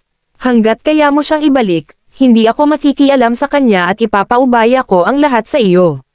Gayunpaman, kailangan kong ipaalala sa iyo na ang tubig sa Charbury ay malalim. Mag-ingat na huwag malunod ang iyong sarili. Hehe, gamaan ang loob ko sa narinig ko. Kung ganoon, wala akong anumang alalahanin tungkol sa paggawa ng paglipat sa iyong pamilya Donley, kung gayon. Ito ang hinihiling mo. Natawa si Philip, at ang pagtawa na iyon ay nanginig kay Homer. Malalim ang tubig sa Charbury. Mukhang ganoon ang paraan para sa isang maliit na isda. Gayunpaman, si Philip Clark ay isang dragon sa malalim na kailaliman. Paano siya malulunod ng isang maliit na Charbury? Mabuti. Tingnan natin kung anong mga kakayahan ang mayroon ka para labanan ako. Malamig na sabi ni Homer. Gusto pa niyang magsabi ng kanilang pananakot ngunit diretsyong tinapos ng kabilang partido ang tawag. Damn it! Sa sandaling ito, sa isang maliwanag at malaking villa sa Charbury, isang nasa katanghaliang gulang na lalaki na may malungkot na mukha ang mukhang lubos na hindi nasisiyahan. Tinitigan niya ang telepono sa kanyang kamay at nagmura, Philip Clark ng Upper Creek. Hehe, tingnan natin kung ano ang ibig sabihin na kailangan mong maglakas loob na hamanin ang pamilyang Donley ng Charbury. Ernie, si Homer Donley, na nakasuot ng dark gray casual outfit, ay nag-isip sandali bago siya sumigaw sa direksyon ng pinto. Hindi nagtagal, pumasok ang isang lalaking may matatag na mga yabag at malamig na lakad. Yumuko siya at magalang na sinabing, "Patriarch, paano kita matutulungan?" Pumunta sa Upper Creek at tingnan ang isang lalaki na nagngangalang Philip Clark. "Gusto ko lahat ng detalye niya. Pumunta ka na." Utos ni Homer sa malamig na boses. Ang maitim na balat na si Ernie na may di magiliw na mukha at isang malakas na toro ay tumango, sinabing, "Oo." Tatalikod na sana siya ng dugtong ni Homer, "Teka, kung makatagpo ka ng anumang mga problema, maaari kang makipag-ugnayan kay Alan Holmes sa Upper Creek. Sabihin lang na kailangan ni Homer Donley ang kanyang tulong. At saka, kung malalaman mo na ang batang nagngangalang Philip Clark ay nanloloko lang, maaari mong." Si Homer ay gumawa ng isang swiping gesture sa kanyang leeg. Naintindihan naman ni Ernie at tumalikod na para umalis. Matapos tapusin ni Philip ang tawag, tumayo siya habang nakatalikod ang kanyang mga kamay at tumingin sa tanawin ng gabi sa labas ng bintana habang inutusan niya si Victor, kaagad makipag-ugnayan sa lahat ng mga taong maaari mong pakilusin. "Habulin mo si Hector Donley at ibalik mo siya sa akin kahit anong mangyari." "Oo, young Master Clark." Yumuko si Victor at sumagot. Kabanata 1762. Alam niyang hindi sapat ang lakas niya para maibalik si Hector Donley. Gayunpaman, hindi siya nang ahas na labanan ang utos ni Philip o gumawa ng anumang dahilan para tanggapin siya. Matapos mag-isip, nagbigay ng mungkahi si Victor. "Young Master Clark, base sa kasalukuyang sitwasyon, mahihirapan akong makialam sa mga usapan sa Charbury. Masyadong solid ang pundasyon ng pamilya Donnelly kay Carberry at baka hindi ko maibalik si Hector sa maikling panahon. Tumango si Philip at sinabing, "You can just assist me in this matter. May sarili akong arrangement." Pagkatapos nito, tinawagan niya ang numero ni George at sinabing, "Gusto kong ibagsak ang angkan ni Homer Donnelly sa Carberry." May limitasyon pa rin si Philip. Dahil ito ay isang problema na kinasasangkutan lamang ni Homer Donnelly at ng kanyang anak, sapat na upang parusahan ang kanilang pamilya nang hindi kinasasangkutan ng ibang mga inosenteng tao. Sa kabilang dulo ng telepono, mukhang seryoso si George. Katatapos lang niyang mag-imbestiga sa pamilya Donnelly at nakakuha ng maraming background na impormasyon. Ang pamilyang Donnelly ng Carberry ay hindi ordinaryong pamilya kundi isa na may roundtable meeting kasama ang pamilya Clark noon. Natatakot siyang hindi ganoon kadaling harapin ang paggamit nito. Gayunpaman, kung ang pakikitungo lamang ni Philip kay Homer at sa kanyang lahi, marahil ito ay magiging mas madali. Kung lalabanan nila ang buong pamilya Donnelly, maaaring kailanganin nilang magbayad ng malaking halaga para dito. Maaari rin itong magdulot ng maraming mula sa pamilya Clark. Young Master, kailangan kong ipaalala sa iyo na ang pamilya Donnelly ay hindi dapat gawing trifle at mayroon silang koneksyon sa pamilya Clark. Siguradong gusto mo bang i-target si Homer Donnelly at ang kanyang lahi? Walang pagpipilian si George kundi muling kumpirmahin. Yumigting ang mukha ni Philip. Para sabihin ito ni George, pinapatakbo ito ng pamilyang Donnelly ay hindi lamang isang simpleng mayayamang pamilya. Gayunpaman, nakapagdesisyon na siya at walang makakapagpabago nito. Malamig na sinabi ni Philip, "Kahit ano paman, gusto kong lumuhad ang angkan ni Homer Donnelly sa harap ni Anne at aminin ang kanilang mga pagkakamali sa kanya." Nang marinig ito, naunawaan ni George at agad na tumango habang sinasabi, "Naiintindihan ko. Ako na ang mag-aayos. Kung makatagpo tayo ng mga gawain, kailangan nating umasa sa kapangyarihan ng pamilya." Sabi ni Philip, "Hindi na kailangang gamitin ang kapangyarihan ng pamilya. Kung may problema ka, sabihin mo lang sa akin at haharapin ko ito." Nagulat si George habang ngumiti siya at sinabing, "Naiintindihan ko, Young Master." Tila naging malaking dragon ang Young Master at mayroon ng sariling kapangyarihan. Sapat na ba na harapin ang pamilya Donnelly, bagaman? Pagkasabi nun ay tumingin si George sa kanilang mga lalaki at babae sa paligid niya. Lahat sila ay nasa loob ng isang manor. Sabi niya, "Narinig mo na ang intensyon ng Young Master. Maaari mo bang ilagay ang iyong mga opinyon ngayon?" Ang mga kalalakihan at kababaihang ito ay pawang mga piling talento na pinili ni George Thomas mula sa iba pang industriya at kumpanya ng pamilya Clark. Sila ay sinadya upang suportahan ang paghalili ni Philip bilang ulo ng pamilya sa hinaharap. Lahat sila ay bihirang mga kahanga-hanga, at sa ilang mga aspeto, ay may pambihirang potensyal at lakas din. Nagkatinginan ang mga taong ito hanggang sa sinabi ng isa sa mga lalaki, "Mr. Thomas, ang bagay na ito ay talagang napakadaling hawakan. Dahil ang pamilya Donnelly ay sinusunod sa pamilya Clark, hindi namin hinihiling ang pahintulot ng mga matatanda ng pamilya. Kailangan lang nating gamitin ang prestihiyo ng pamilyang Clark para sugpuin ang pamilyang Donnelly at magiging madali ang pakikitungo sa angkan ni Homer Donnelly. Duda ako na sasaktan ng pamilya Donnelly ang pamilya Clark dahil sa isang menor de edad na pamilya ng Branch." Kasunod nito, maraming iba pa ang naglagay ng kani-kanilang opinyon. Tumango si George at nakangiting sinabi, "Gawin natin ang iminungkahi mo. Ipaalam ka agad sa pamilyang Donnelly na ang angkan ni Homer Donnelly ay walang galang sa pamilya Clark at sinaktan ang nakababatang kapatid na babae ng Young Master. Maglalabas ng kill order ang pamilya Clark laban sa angkan ni Homer. Kung ang pamilyang Donnelly ang hadlang sa atin, sila ay magiging kaaway ng pamilya Clark." Kabanata 1763, sa Villa ni Homer Donnelly sa Carberry.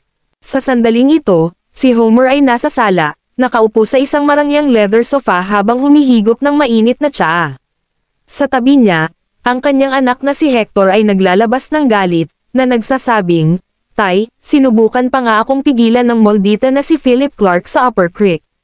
Hehe, kailangan ko siyang bawiin para dito."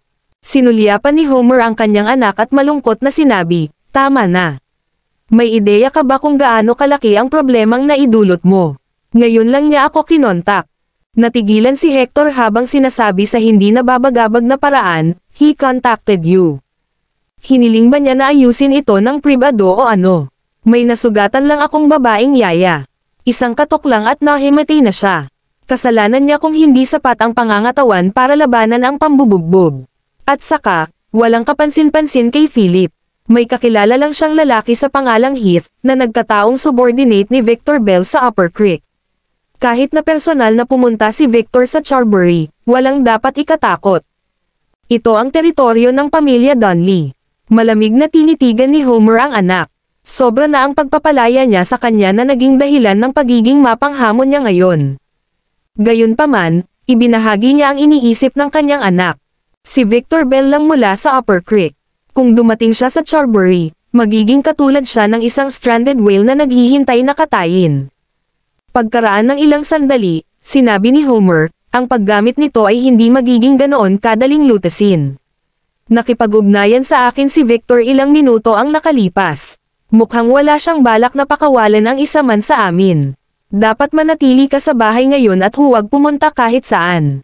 Sabihin mo lang sa mayordomo kung may kailangan ka at siya ang mag-aayos para sa iyo. Tay, ano ang dapat ikatakot? Ito ang Charbury, ang teritoryo ng pamilyang Donnelly. Kailangan ba nating matakot sa kanila? Natarante si Hector at sumigaw sa itaas ng kanyang mga baga.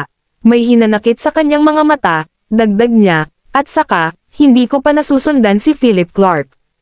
Kung maglakas loob siyang lumapit sa akin, ipapatay ko siya sa Charbury. Idiot! Galit na nagmura si Homer at pinandilatan ng mata si Hector habang sinasabi, maling desisyon na payagan kang pumunta sa Upper Creek para makipag-ugnayan sa mga enforcer ng Nonagon. Dahil si Philip ay pinili ng pamilya Larsen ng Fernvale, tiyak na hindi siya ordinaryong tao. Kung ang pamilya Larsen ay nakikialam sa bagay na ito, alam mo ba kung gaano kalubha ang mga kahihinatnan? Ang pamilya Larsen. Nang marinig ang pangalang ito, natarante rin si Hector at sinabing, Tay, hindi pwede. Bakit makikialam ang pamilya Larsen sa bagay na ito? Hindi ba ang pangunahing pamilyang Donnelly? Tumahimik ka, sumigaw si Homer. Ang relasyon sa pagitan ng pamilya Larsen at ng pangunahing pamilyang Donnelly ay hindi isang bagay na maaari mong isipin. Ang kailangan mo lang gawin ay manatili sa bahay. Huwag lumabas kung hindi kinakailangan.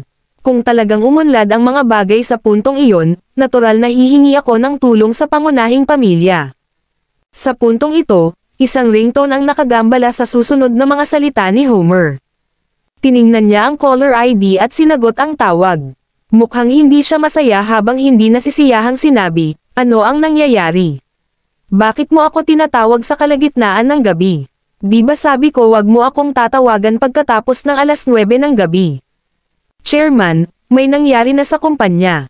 Watch the TV, the local news channel, isang naguguluhan at nag-aalalang boses ang nagmula sa kabilang dulo ng telepono. Nagdilim ang ekspresyon ni Homer nang mabilis niyang hiniling kay Hector na buksan ang TV at lumipat sa local news channel. Isang panayam ang naglalaro sa screen. Ang isang grupo ng mga tao ay nagtipon sa pasukan ng Homer Pharmaceutical at marami rin ang mga reporter. Sa isang sulyap, mayroong hindi bababa sa 100 tao sa site. Ito ay isang emergency broadcast.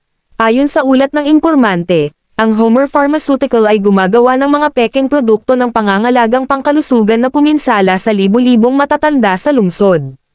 Pumunta na tayo sa eksena ngayon din. Kasunod nito, kinuha ng anchor ang mikropono at kinapanayam ang mga matatandang tao sa pinangyarihan. Kabanata 1764. Homer Pharmaceutical, ibalik mo ang pinaghirapan kong pera. Mga manloloko kayo. Nabiktima ng Homer Pharmaceutical ang mga matatandang walang magawa tulad natin. Sinasabi nila na maaari tayong mabuhay ng hanggang 79 na taong gulang kung gagamitin natin ang kanilang mga produkto sa pangangalagang pangkalusugan. Ngunit ngayon, ilan sa aking mga kaibigan ang na-hospital pagkatapos kumuha ng kanilang mga produkto. Ang chairman ng Homer Pharmaceutical, Homer Donnelly, ay nangako minsan sa amin na makakakuha tayo ng mga dibidendo kung bibili tayo ng kanilang mga produkto sa pangangalagang pangkalusugan tulad ng pagbili ng mga bahagi. Ngayong narito na tayo para sa mga dibidendo, binibigyan nila tayo ng lahat ng uri ng mga dahilan at dahilan. Kumuha pa sila ng mga hooligan mula sa mga lansangan para itaboy kami kung minsan, ang mga taong iyon ay nakikipagkamay pa sa mga matatandang lalaki at babae na tulad natin. Daan-daang matatandang tao ang lumitaw sa kamera. Nakatayo sila sa malamig na hangin, galit na kinondena ang Homer Pharmaceutical. Nang makita ang eksenang ito, hindi napigilan ni Homer na basagin ang remote control sa kanyang kamay. Pagkatapos, kinuha niya ang telepono, idinial ang numero ng general manager ng lokal na channel ng balita, at sumigaw, "Mr. Pierce, ano ang ibig sabihin nito? Bakit bigla mong inayos ang mga tauhan mo na makapanayam ang mga tao sa harap ng kumpanya ko? Direkta mo pa nga itong ibino-broadcast sa TV. Alam mo ba kung gaano kalaki ang pinsalang idinudulot mo sa kumpanya ko?" Sa kabilang dulo ng telepono, narinig ang boses ng isang medyo may edad na Chairman Donnelly, huwag kang masyadong imprudent. Hindi ko intensyon na gawin ito, ngunit ang iyong kumpanya ay may mga panloob na problema. Pinuntahan lang namin sila para makapanayam pagkatapos makatanggap ng ulat mula sa isang whistleblower. Bulge asterisk T. Neil Pierce, kusa mong ginagawa ito. Nakalimutan mo na ba na mayroon kang 2 unit ng dibidendo mula sa aking kumpanya? Kung may mangyari, wala kang makukuhang tulong. Inutusan kita ngayon na alisin ang mga tao mo sa kumpanya ko. Galit na galit si Homer, at puno ng panginginig ang kanyang mga mata. Ang moldito na si Neil Pierce na ito ay malinaw na sinasadya. Natawa si Neil at sinabing, "Mr. Donnelly, maibabalik ko sa iyo ang 2 unit. Kung tutusin, ginagawa ko ito para sa katarungan at katarungan. May mga tungkulin akong dapat gampanan." Nang marinig ito, namula ang mukha ni Homer habang malamig na sinabi, "Anong ibig mong sabihin dyan?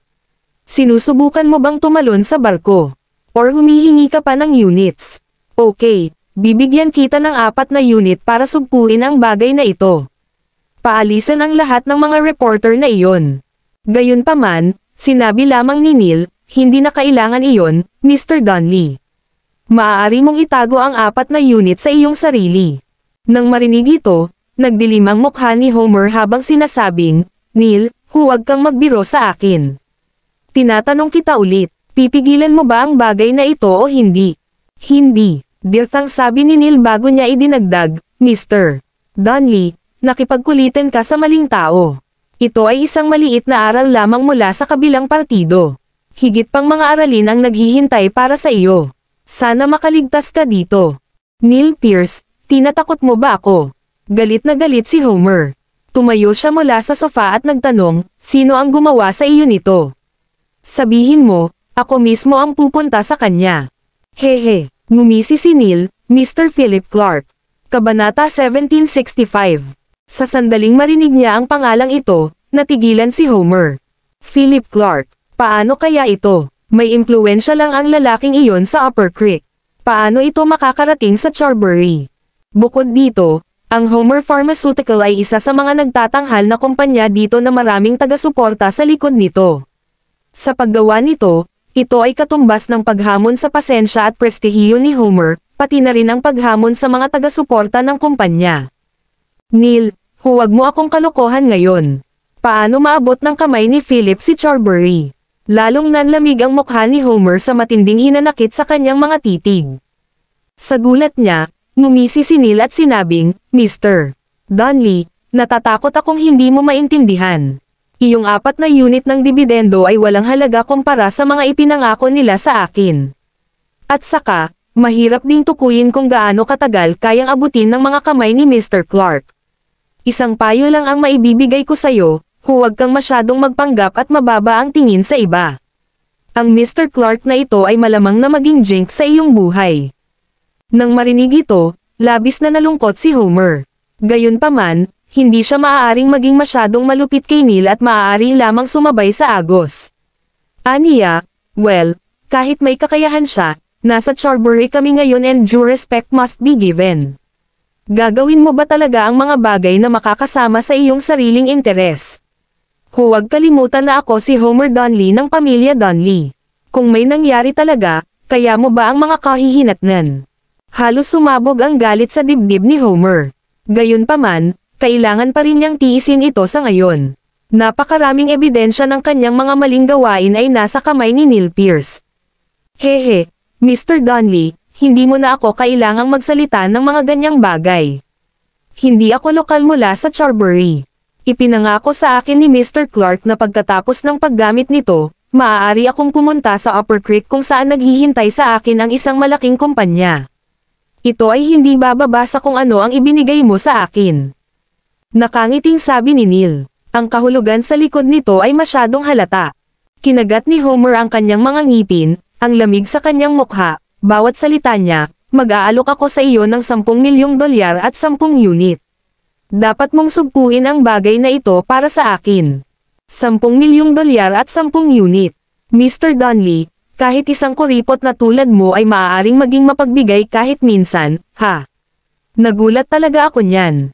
Tawa ng tawa si Neil sa kabilang dulo ng telepono bago niya idinagdag, but I think you should know one thing. Sinabi ni Mr. Clark na gaano man kalaki ang iaalok mo, mag-aalok siya ng 3 beses. Makinig ng mabuti, sabi niya bibigyan niya ako ng 3 beses. Kaya, Mr. Donnelly, maaari kang mag-alok ng higit pa. Isipin mo na lang na may pabor ka sa akin. 3 beses, walang imek si Homer ngayon. Si Philip Clark ay isang baliw. Neil, sa tingin mo ba kayang bayaran ng kabilang partido ang ganoong kalaking halaga? Paano kung scam lang ito at in-double cross kanya sa huli? Ngumisi si Homer at retorikang tanong. Ito ay isang kahanga-hangang taktika ng pag-uudyok ng mga pagdududa. Gayunpaman, nakaupo si Neil sa kanyang upuan sa opisina sa sandaling ito, nakatingin sa 3 malalaking maletang pilak sa kanyang harapan na puno ng mga perang papel. Ngumiti si Neil at sinabing, Mr. Donnelly, maaring hindi mo ito nalalaman ngunit tinupad na niya ang kanyang pangako. Hayaan mong ipakita ko sa iyo. Pagkatapos nito, tinapos ni Neil ang tawag, kumuha ng video gamit ang kanyang telepono, at ipinadala ito kay Homer. Sa screen, nakita si Neil na nakasquat sa harap ng 3 malalaking malita na kulay silver. Hawak ang phone niya, nakangiti niyang sabi, Mr. Donnelly, tulad ng nakikita mo, lahat ito ay tunay na mga banknote. Salamat sa iyong alok ngayon lang. Kung hindi, hindi ako makakakuha ng $30 milyong. Nang makita ang eksenang ito, nagalit si Homer at pinatay ang telepono. Ang nag-iisang tagapagmana, Philip Clark, Kabanata 1766. Damn it, how dare Neil Pierce pull another trick on me at this point? Kapag nabawi ko na ang aking kinatatayuan, sisiguraduhin kong mas masahol pa ang buhay niya kaysa kamatayan. Nagmura si Homer. Sa gilid, hindi napigilan ni Hector na sabihin sa sandaling ito, Tatay, ang Neil Pierce na iyon ay walang iba kundi isang tusong Zorro.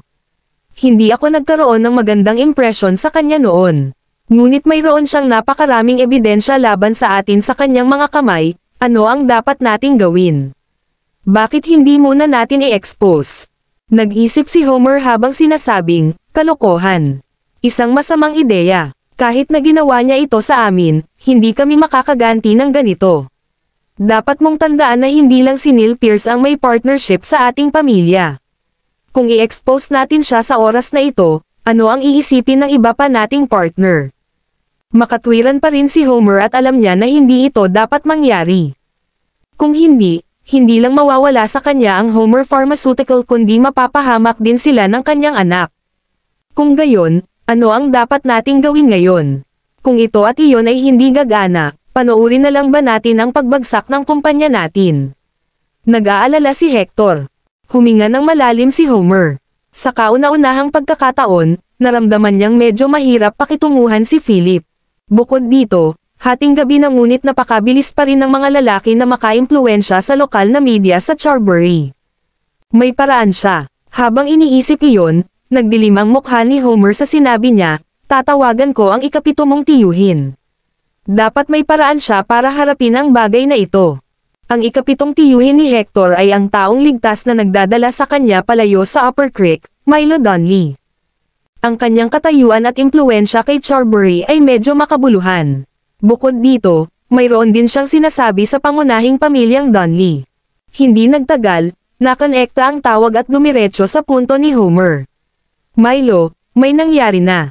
Napanood mo na ba ang balita? Napanood ko lang. Sa kabilang dulo ng telepono, si Milo ay hindi man lang kinakabahan bagkus ay natatawang sinabi, bigyan mo na lang si Neil Pierce ng kaunting regalo para sa bagay na ito. Hindi naman big deal. Huwag matakot na gumastos ng pera. Isipin mo na lang bilang paggastos ng pera para maalis ang mga sakuna. Natawa ng pilit si Homer at sinabing, Milo, ngayon ko lang siya na-contact and he remains resolute. Pinipilit niyang ituloy ang expose. Kung magpapatuloy ito, natatakot ako na ang Homer Pharmaceutical ay walang pagpipilian kundi ang magsara at magdeklare ng bangkarota. Anong nangyayari? Ano bang iniisip ni Neil?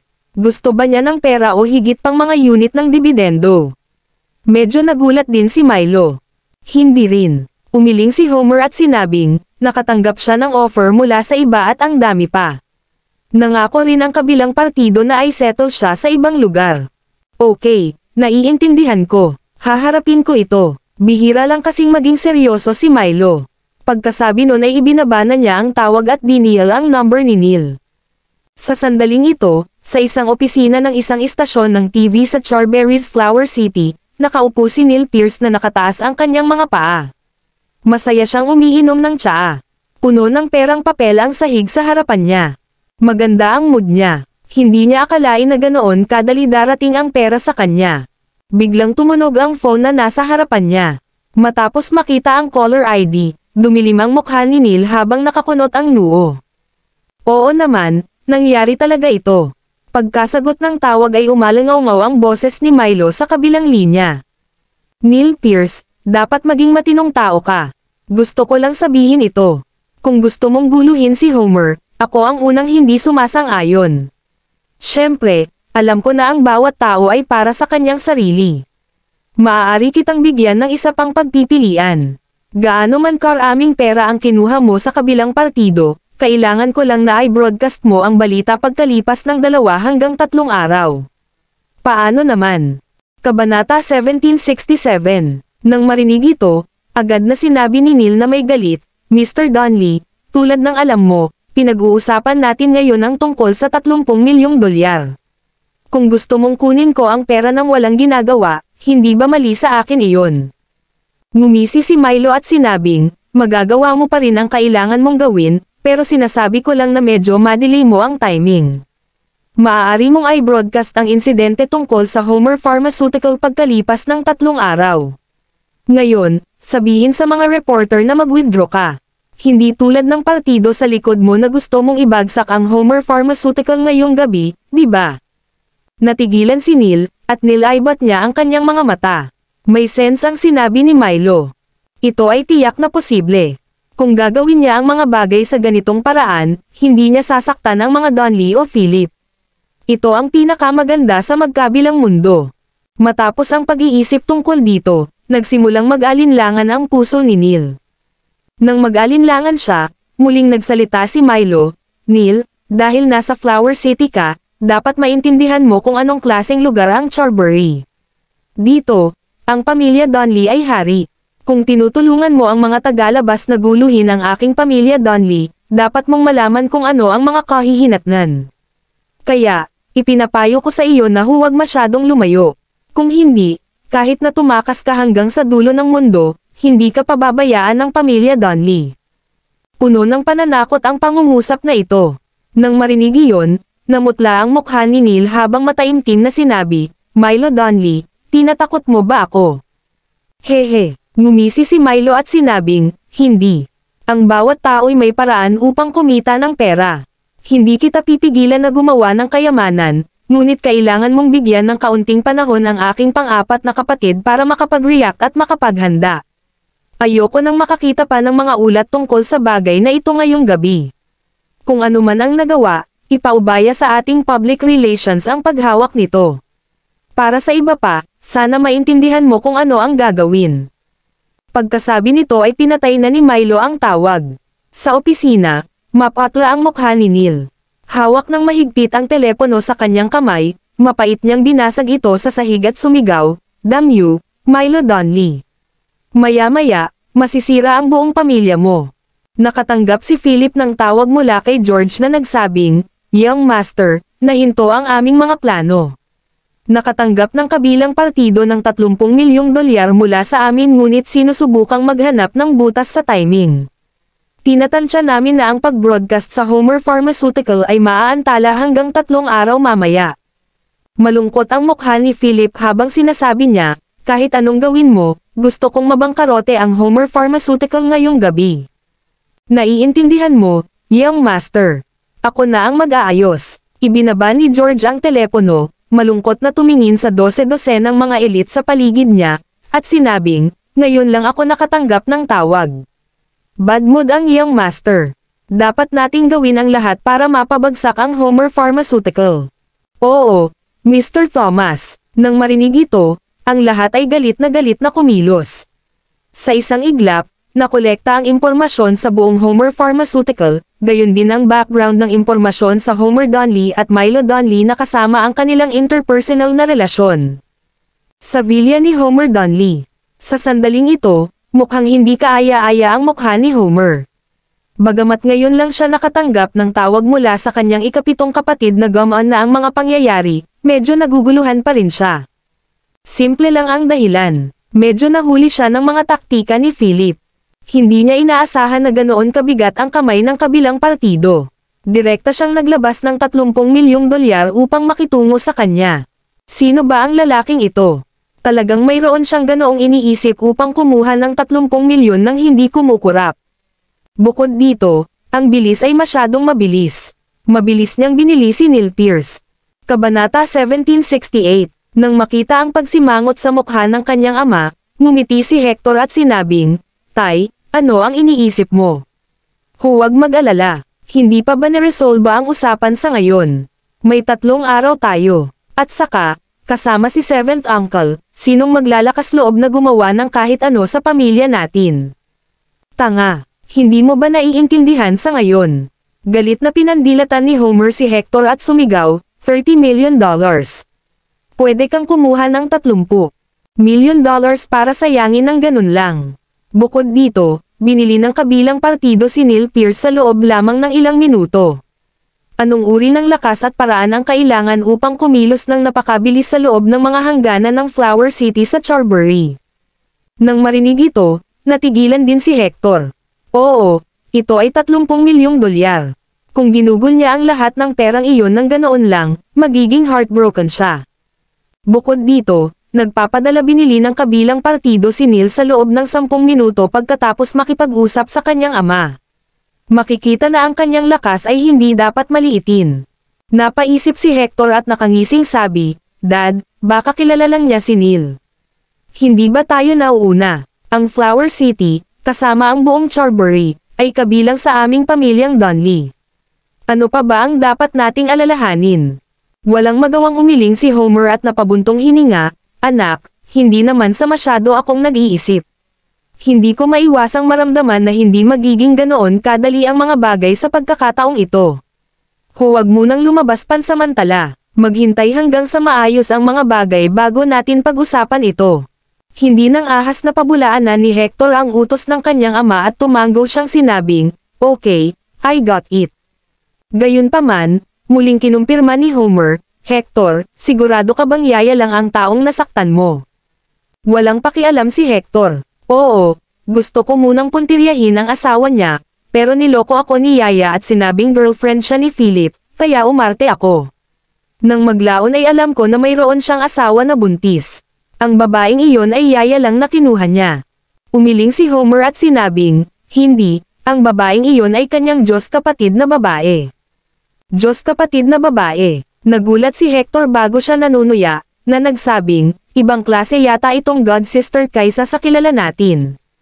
Ibang klase talaga ang batang ito, may 2 sisiw sa tabi niya. I have to say, both the young lady and his wife are really good looking. Lalo na ang asawa niya, siya ang pinakamagandang babae na nakita ko. Kahit na siya ay buntis, ang kanyang figure at poise ay hindi isang bagay na maaaring ikumpara ng mga normal na tao. Nang sabihin niya ito, walang kamalay-malay na dinilaan ni Hector ang kanyang mga labi na may pagnanasa sa kanyang mga mata. Medyo pinagsisihan niya ito dahil hindi siya nakamove on sa asawa ni Philip. Ang pagkakaroon ng gayong babae ay dapat na lubos na kasiya siya.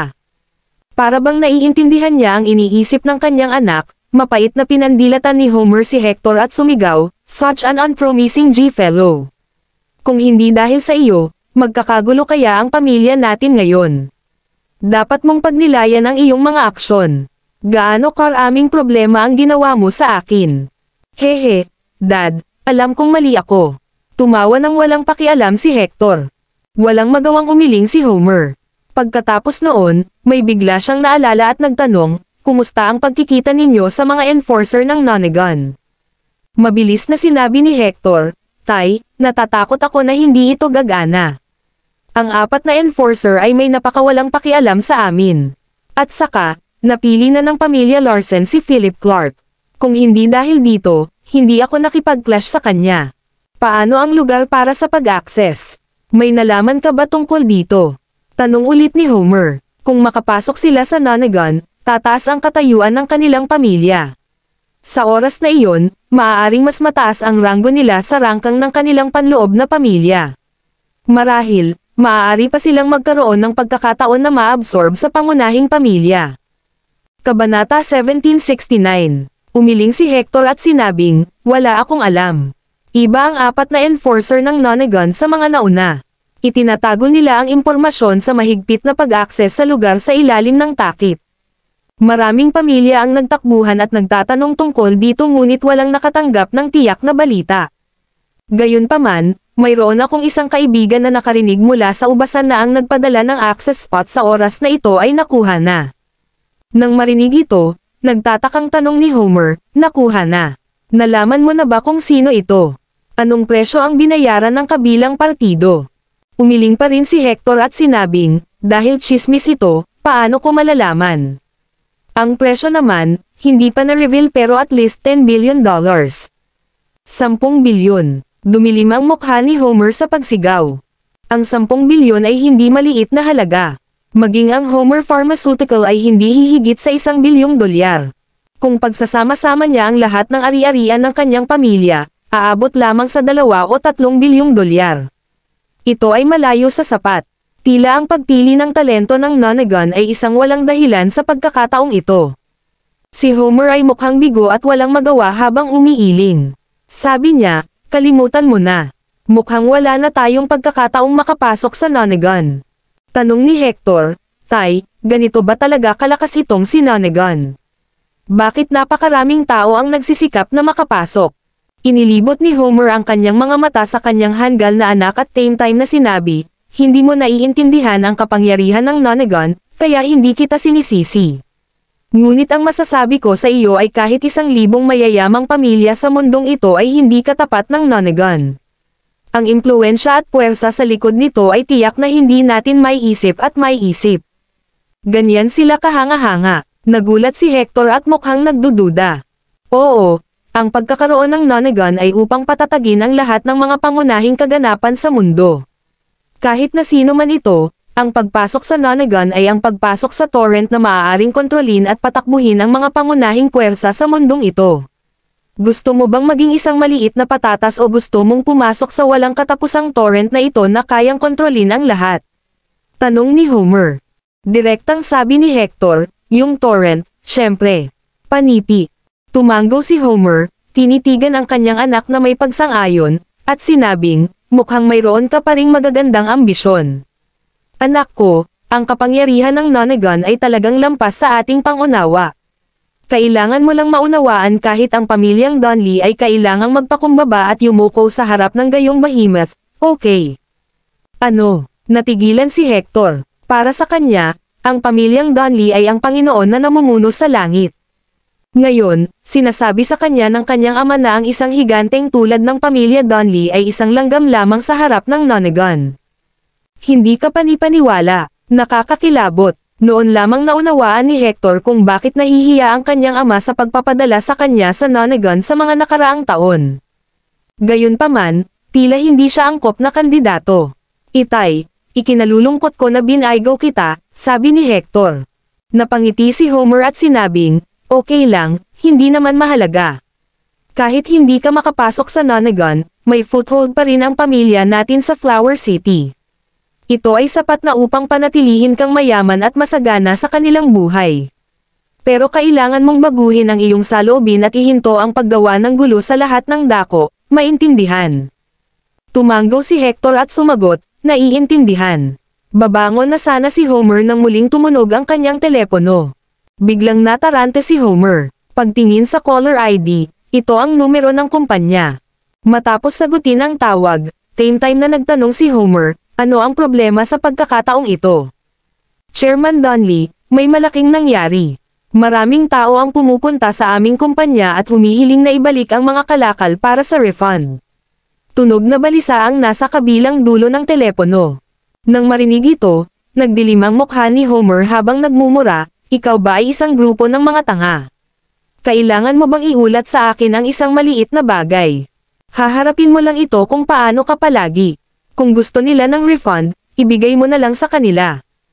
Hindi, Chairman Donnelly, iba na sa pagkakataong ito. Napakaingay ng linya. Mga 400 hanggang 500 katao ang nakapaligid sa aming kumpanya na humihiling na ibalik ang mga kalakal para sa refund. Marami na rin ang dumarating. Ang aming kumpanya ay mawawalan ng hindi bababa sa 50 milyong dolyar sa pagkakataong ito. Ano? 50 milyong dolyar. Anong kalokohan ang sinasabi mo? Nagulat si Homer at tumayo mula sa sofa na may malamig na pawis sa noo. Kabanata 1770. Joke ba ito? 50 milyong dolyar. Mahigit 1 bilyon lang ang market value ng kanyang kumpanya. Ang 50 milyong dolyar ay katumbas ng pagputol ng isang braso niya. Kung tinanggap nila ang lahat ng pagbabalik sa refund, ano ang gagawin nila bukas? Patuloy na ay proseso ang mga kahilingan sa refund. Kung ganoon, malugi agad ang kumpanya niya. Sa wakas ay natanto ni Homer ang kalubhaan ng problemang ito at mabilis na nagtanong, ano ang nangyayari? Bakit napakaraming tao ang pumupunta para humingi ng refund? May problema ba sa aming produkto? Hindi ba ordinary tranquilizer lang? Ang Homer Pharmaceutical ay nasa negosyo ng mga produkto ng pangangalagang pangkalusugan.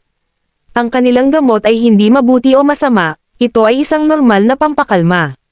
May epekto nga ito sa mga matatanda, ngunit hindi sila mabubuhay hanggang 79 na taong gulang. Bukod dito, ang malungkot na matatandang ito ay madaling mandaya. Hanggat ang kanilang mga tindera ay nagsabi ng kanilang mga nakakabigay puri na salita at binisita sila ng ilang beses, ang deal ay tapos na. Bukod dito, mayroon silang mga kontrata sa rebate. Maraming matatandang tao ang nagsasayang ng kanilang mga ipon sa buhay para sa kanilang pagre-retiro. Hindi rin natatakot si Homer na masangkot sa gulo. Kung tutusin, grupo lang sila ng matatandang lalaki at babae. Kung may nangyari, may paraan siya para alagaan sila. Gagawin na lang niya ang pananakot at pagbabanta. Ano ang magagawa ng isang grupo ng matatanda? Higit pa rito, nasiyahan ang kanyang pamilya sa isang tiyak na katayuan sa Flower City. Alam ng maraming tao ang tungkol sa kanilang mga underhanded na gawain ngunit piniling ipikit ang isang mata. Ngayon, sa napakaraming tao na dumarating para sa mga refund, halatang may nanggugulo sa kanila sa likuran nila. Natarante rin ang nasa kabilang dulo ng telepono at sinabing, Chairman Donnelly, hindi rin namin alam kung ano ang nangyayari. Ang grupong ito ng matatandang lalaki at babae ay nakaharang sa pasukan ng aming kumpanya ngayon. Bukod dito, nakarating sila sa pinangyarihan sakay ng mga cartred na sasakyan. Mayroon ding hindi bababa sa 20 o 30 bodyguards na nakaitim na suit sa pinangyarihan na nagpoprotekta sa mga matatandang ito. Ang aming mga tao ay walang lakas ng loob na gumawa ng anuman. Anong sabi mo? Mga cartred na kotse at espesyal na bodyguard. Napatulala si Homer. Ano ba ito? Damn it. Bilisan mo at alamin mo kung sino ang nasa likod nito. Nagmura si Homer. Halos mabaliw na siya sa galit. Okay, kakausapin natin sila ngayon. Paulit-ulit na tumango ang nasa kabilang dulo ng telepono at ibinaba ang tawag. Wala pang 1 minuto, nagring ulit ang phone ni Homer. Pagkasagot pa lang niya ay may tumatagos sa pusong sigaw mula sa kanyang nasasakupan. Chairman Donnelly, tapos na, nabugbog na tayo. Napakarami nila at lahat sila ay walang awa. Bago pa kami makapagsalita, kumilos agad ang kabilang partido. Ano? Paano kaya ito? Ano ba talaga ang sinabi mo? Tanong ni Homer. Wala man lang kaming sinabi. Ang kabilang partido ay may isang lalaki mula sa Northeast na nagtanong sa amin kung ano ang aming tinitingnan. Mayroon din kaming masungit na lalaki mula sa Northeast sa aming panig. Nagsimula na lang silang mag-away-away. Tapos, sumiklab ang away. F***sick. Umungol si Homer at ibinaba ang telepono. Dapat si Philip Clark ang nasa likod nito. Mabilis niyang dinial ang numero ni Ernie at masungit na sinabi, gaano katagal bago ka makarating sa Upper Creek?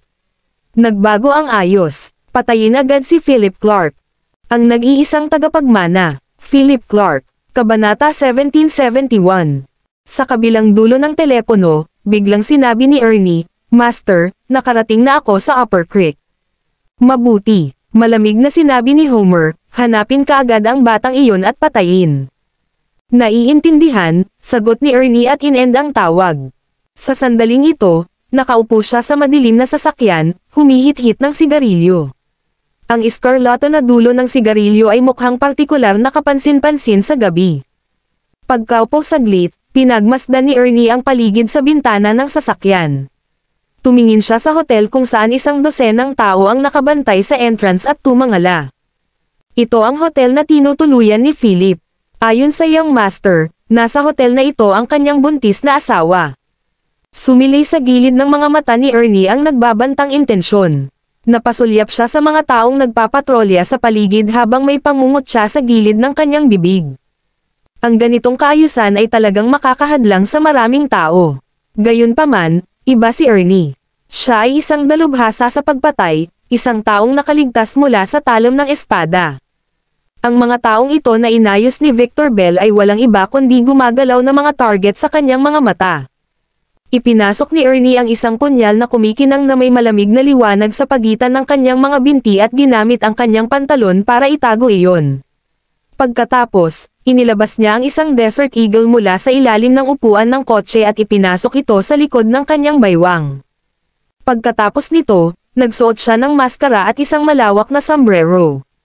Pagkatapos ng kanyang paghahanda, itinulak niya ang pinto ng kotse. Inihagis niya ang sigarilyo sa lupa at tinapakan ito ng malakas. Umaambon sa Upper Creek at walang masyadong dumadaan o pedestrian. Naglakad si Ernie papunta sa front entrance ng hotel. Habang papalapit ay bigla siyang tumalikod at naglakad papunta sa back entrance ng hotel. Sinamantala niya ang gabi para maramdaman ang bukas na bintana.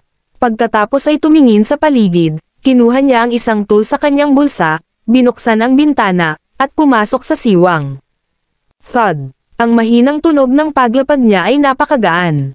Nasa lounge siya para sa mga empleyado ng hotel. Yumuko si Ernie, kumuha ng uniforme ng staff sa bench, at nagpalit.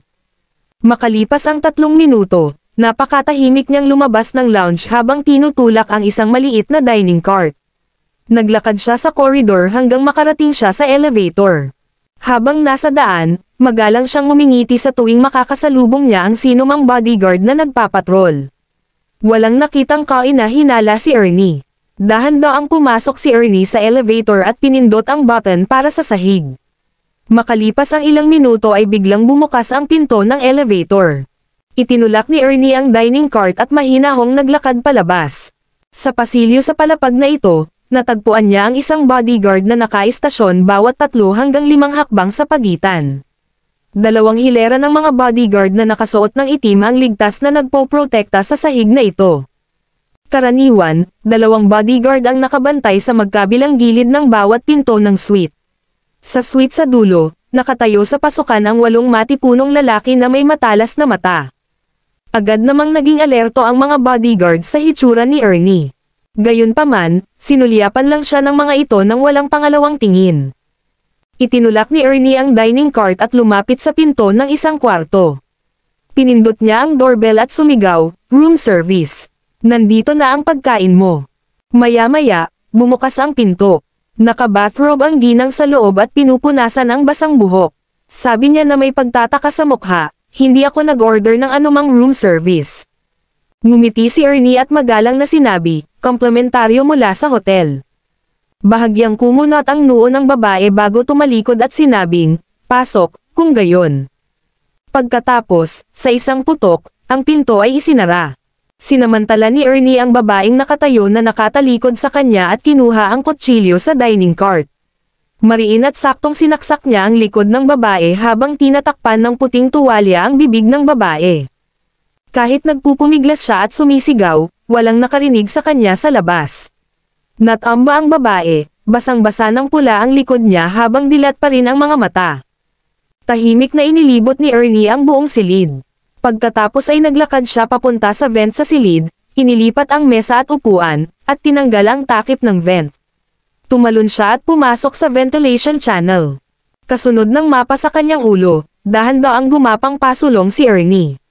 Sa pagdaan niya sa ilang mga lagusan, naririnig niya ang mga tunog ng kasiyahan mula sa mga lalaki at babae pati na rin ang iba pang mga ingay mula sa mga silid. Sa wakas, huminto si Ernie sa isang lagusan at tumingin sa ibaba. Sa loob ng silid, isang babaeng malaki ang tiyan ay sabik na kausap sa telepono. "Philip, kumusta si Ann? Okay lang ba siya?" Nakahandusay si Ernie sa butas ng vent, nakatingin sa baba sa babaeng may kaakit-akit na likod. Kabanata 1772. Natagpuan niya ang target. Kinagat niya ang punyal sa bibig at pinagmasdan ang sitwasyon sa silid. Parang walang tao sa kwarto maliban sa target. Pagkatapos, dahan-dahan niyang tinanggal ang takip ng vent. Naghintay siya hanggang sa lumakad si Win sa sala at tumalon sa kwarto sa pamamagitan ng butas ng ventilasyon. Ang mahinang ingay ay natakpan ng kulog sa labas. Nakayuko si Ernie habang nakatingin sa paligid. Hawak ang isang kumikinang na punyal sa kanyang kamay, nilapitan niya ang babae sa sala na nakatelepono at nakatalikod sa kanya. Sa sandaling ito, ganap na hindi alam ni Win ang panganib na paparating sa kanyang likuran. Nasa telepono pa rin siya at nag-aalalang sinabi, "Philip, kailangan nating gamutin si Ann. Nangyari lang ito sa kanya dahil sa akin." Sa pagkakataong ito, nasa likod na ni Win si Ernie. Nakatutok sa leeg niya ang punyal sa kamay nito. Gayunpaman, biglang, isang malamig na boses ng babae ang umalangaw-ngaw sa kwarto. "Sinong nagpapadala sa'yo dito?" Boom! Ang biglaang tunog na ito ay nagpatigil sa paglalakad ni Ernie sa ere. Lumingon siya at nakita niya ang isang babaeng nakaupo sa sofa ng sala. Nakasuot siya ng black leather jacket at leather pants. Siya ay may hanggang balikat na buhok at isang magiting na hitsura. May dalawang butterfly blades sa coffee table. May hawak siyang revolver sa kanyang kamay na nakatutok sa gitna ng mga kilay nito. Tumindig lahat ng balahibo sa katawan ni Ernie. May ibang tao sa kwarto. Gayunpaman, hindi niya narinig ang tunog ng kanyang paghinga ngayon lang. Sa kabila niyon, may ibang babae talaga na nakaupo sa sofa sa harap mismo ng kanyang mga mata. May na-realize din si Win at napalingon siya bigla. Nakita niya ang isang lalaking nakatayo sa likuran niya habang may hawak na isang makintab na punyal. Nakasuot siya ng maskara, at ang kanyang mga mata ay mabangis na kumikislap. Sino ka?" Nagulat si Win. Mabilis niyang hinawakan ang kanyang tiyan at tumayo sa likuran ng 17. Bam! Sa sandaling ito, ang pinto ng suite ay bumukas mula sa labas. Sa isang iglap, sumugod ang 7 o 8 fully armed bodyguard na may hawak na mga baril na nakatutok kay Ernie sa silid. With a self-deprecating sneer, Ernie said in a low voice, "Matagal na itong inayos. Mukhang minamaliit ko ang misyon na ito." Bigla siyang kumilos at mabilis na umatake. Sa isang pamatay na hakbang, sumugod siya sa 7 o 8 tao sa pintuan. Gusto niyang pilitin ang paglabas. Sabay-sabay, ang 7 o 8 bodyguard na iyon ay nagsimulang makipag-away kay Ernie. Gayunpaman, halatang hindi tugma ang mga bodyguard sa husay at lakas ni Ernie. Beef! Putok! Putok! Hindi nagtagal, ilang bodyguard ang bumagsak sa sahig. Mabilis na sinubukan ng isa sa mga bodyguard na hilain ang gatilyo. Gayunpaman, swoosh! Lumipad palabas ang punyal sa kamay ni Ernie at tumagos sa palso ng bodyguard. Kasunod nito, tumakbo si Ernie sa paligid at sinipa ang dalawa sa pintuan, sinusubukang samantalahin ang sitwasyon para makatakas. Gayunpaman, sa sandaling ito, Kabanata 1773, 17, na hindi kumibo, hinawakan ang 2 talom ng butterfly sa coffee table. 2 haplos. Ang mga butterfly blades ay lumipad sa ere habang umiikot ng pabilog bago tuluyang hamampod sa hita ni Ernie. Pagkatapos nun, Tumalikod ang mga blades at bumalik sa mga kamay ni 17. Si Ernie naman, napaluhod na siya kasabay ng kabog, namumuong dugo sa ilalim ng kanyang mga paa. Hindi makapaniwalang tinitigan niya ang malayong babaeng humakbang mula sa kanyang likuran. Para siyang itim na rosas na namumukadkad sa gitna ng mga pagpatay. "EUR," hindi makapaniwalang tanong ni Ernie. Ang gulat sa kanyang mga mata ay parang lumaragas ang karagatan. Ang isang babaeng may ganoong kasanayan ay talagang hindi isang ordinaryong tao. Si Ernie ay nasa linyang ito ng maraming taon at sanay na siyang gumawa ng mga underground assassination mission. Nakagawa siya ng higit sa 50 misyon ng walang kabiguan. Gayunpaman, natalo siya sa mga kamay ng binibini ngayon. Bukod dito, malinaw na hindi pa naipapakita ang babaeng nasa harapan niya ang kanyang buong kapasidad. Boom! Nang si Ernie ay gulat na gulat pa, 17 ay tumangala, itinaas ang kanyang binti sa isang sweeping motion, at sinipa si Ernie ng marahas sa panga. Agad na natanggal ang mga ngipin sa buwan ni Ernie at nag-spray siya ng subo ng dugo. Malamig na tinitigan ni 17 si Ernie na nakahandusay sa sahig at nagtanong, "Sino ang nagpadala sa iyo dito?" Tawa ng tawa si Ernie. Wala na ang kanyang mga paa. Hindi pa siya nakararanas ng kahabag-habag na kalagayan ngayon. "Hehe, hindi ako magtatraidor sa amo ko. Patayin mo na lang ako kung gusto mo." Ngumisi si Ernie. Siya ay medyo matigas. Ipinikit ni 17 ang kanyang malalaking mata at itinukod ang kanyang mga braso sa kanyang dibdib. Isang nasa sabik ng ngiti ang lumitaw sa gilid ng kanyang bibig habang sinasabi niya, "Napakabuti, natakot ako na baka maging duwag ka." Habang sinasabi iyon, naikuyong ni 17 ang kanyang mga kamao hanggang sa tumirek ang mga ito. Dahan-dahan siyang naglakad papunta kay Ernie habang sinasabing, "Matagal ko nang hindi ito ginagawa, para madalas kita bilang guinea pig ko." Nagulat si Ernie at may pagdududang tumingin sa 17 na umabot sa kanya para sunggaban. Katutubo niyang naramdaman ang walang katulad na takot at nagtatakang nagtanong, "Ano ang gusto mong gawin?" 17 ay nagsabi, sa pilitang interogasyon. Sa sinabi nito, kinaladkad ng 17 si Ernie palabas ng suite at papunta sa katabing silid. Sa loob ng 5 minuto, maririnig ang kaawa-awang mga alulong mula sa silid na iyon. Ang sino man sa hotel na nakarinig nito ay natakot. Nanatili si Win sa suite. Ilang bodyguard ang naglinis sa eksena at ngayon ay mahigpit na binabantayan siya. Hindi nagtagal, nagmamadaling bumalik si Philip. Tumakbo siya palapit kay Win na nakaupo sa sofa, tumingkayad, at hinawakan ang macelan, malamig na mga kamay. Tinanong niya, "Natatakot ka ba?" Umiling si Win, ngunit ang nanginginig niyang mga kamay ay nagtaksil sa kanyang takot. Namumulang mga mata, sinabi niya, "Hindi, ayos lang ako." "Paano si Ann?" Marahang hinawakan ni Philip ang kamay ni Win at inaliw siya. "Ayos lang si Ann. Nag-imbita ako ng ilang eksperto para gamutin siya. Malayo na siya sa panganib." Napaluha si Win nang marinig ito. Niyakap niya si Philip at umiyak ng umiyak, "Kasalanan ko ang lahat kung hindi dahil sa akin, hindi mangyayari iyon kay Ann." Marahang tinapik ni Philip ang likod ni Win at sinabing, "Huwag mong sisihin ang sarili mo. Hindi mo kasalanan, akin ito. Ay pangako mo sa akin na mananatili ka sa hotel. Aayusin ko na may magpoprotekta sa iyo." May mga bahid ng luha sa kanyang mukha, tumanggaw si Win at nagtanong, "Nakapag-ayos na rin ba kayo para kina Mila, nanay, at tatay?" Pinunasan ni Philip ang mga luha sa gilid ng mga mata ni Win at sinabing, "Huwag kang mag-alala. Nagayos na rin ako para sa kanila. Magiging maayos din sila." Matapos mag-usap sandali at patulugin si Win, maingat na umalis si Philip sa suite. Sabi niya sa mga bodyguard na nasa pintuan, "Ingat mong mabuti si Madam at huwag hayaang ma-accident pa." Ang ilang mga bodyguard doon ay tumanggaw ng may paggalang at nakatayo sa atensyon habang sinasabing, "Pakitiyak, Young Master Clark." Tumanggaw si Philip, tumalikod, at pumunta sa suite na katabi. Kabanata 1774. Pagkapasok niya sa pinto, ang kanyang sentido ay sinasakal ng nakakasikal na baho ng dugo. Sa unang tingin, nakita niya si Ernie na puno ng dugo. Ito ay isang tunay na hindi mabata na tanawin. 17 ay maingat na pinupunasan ang kanyang mga butterfly blades sa sandaling ito.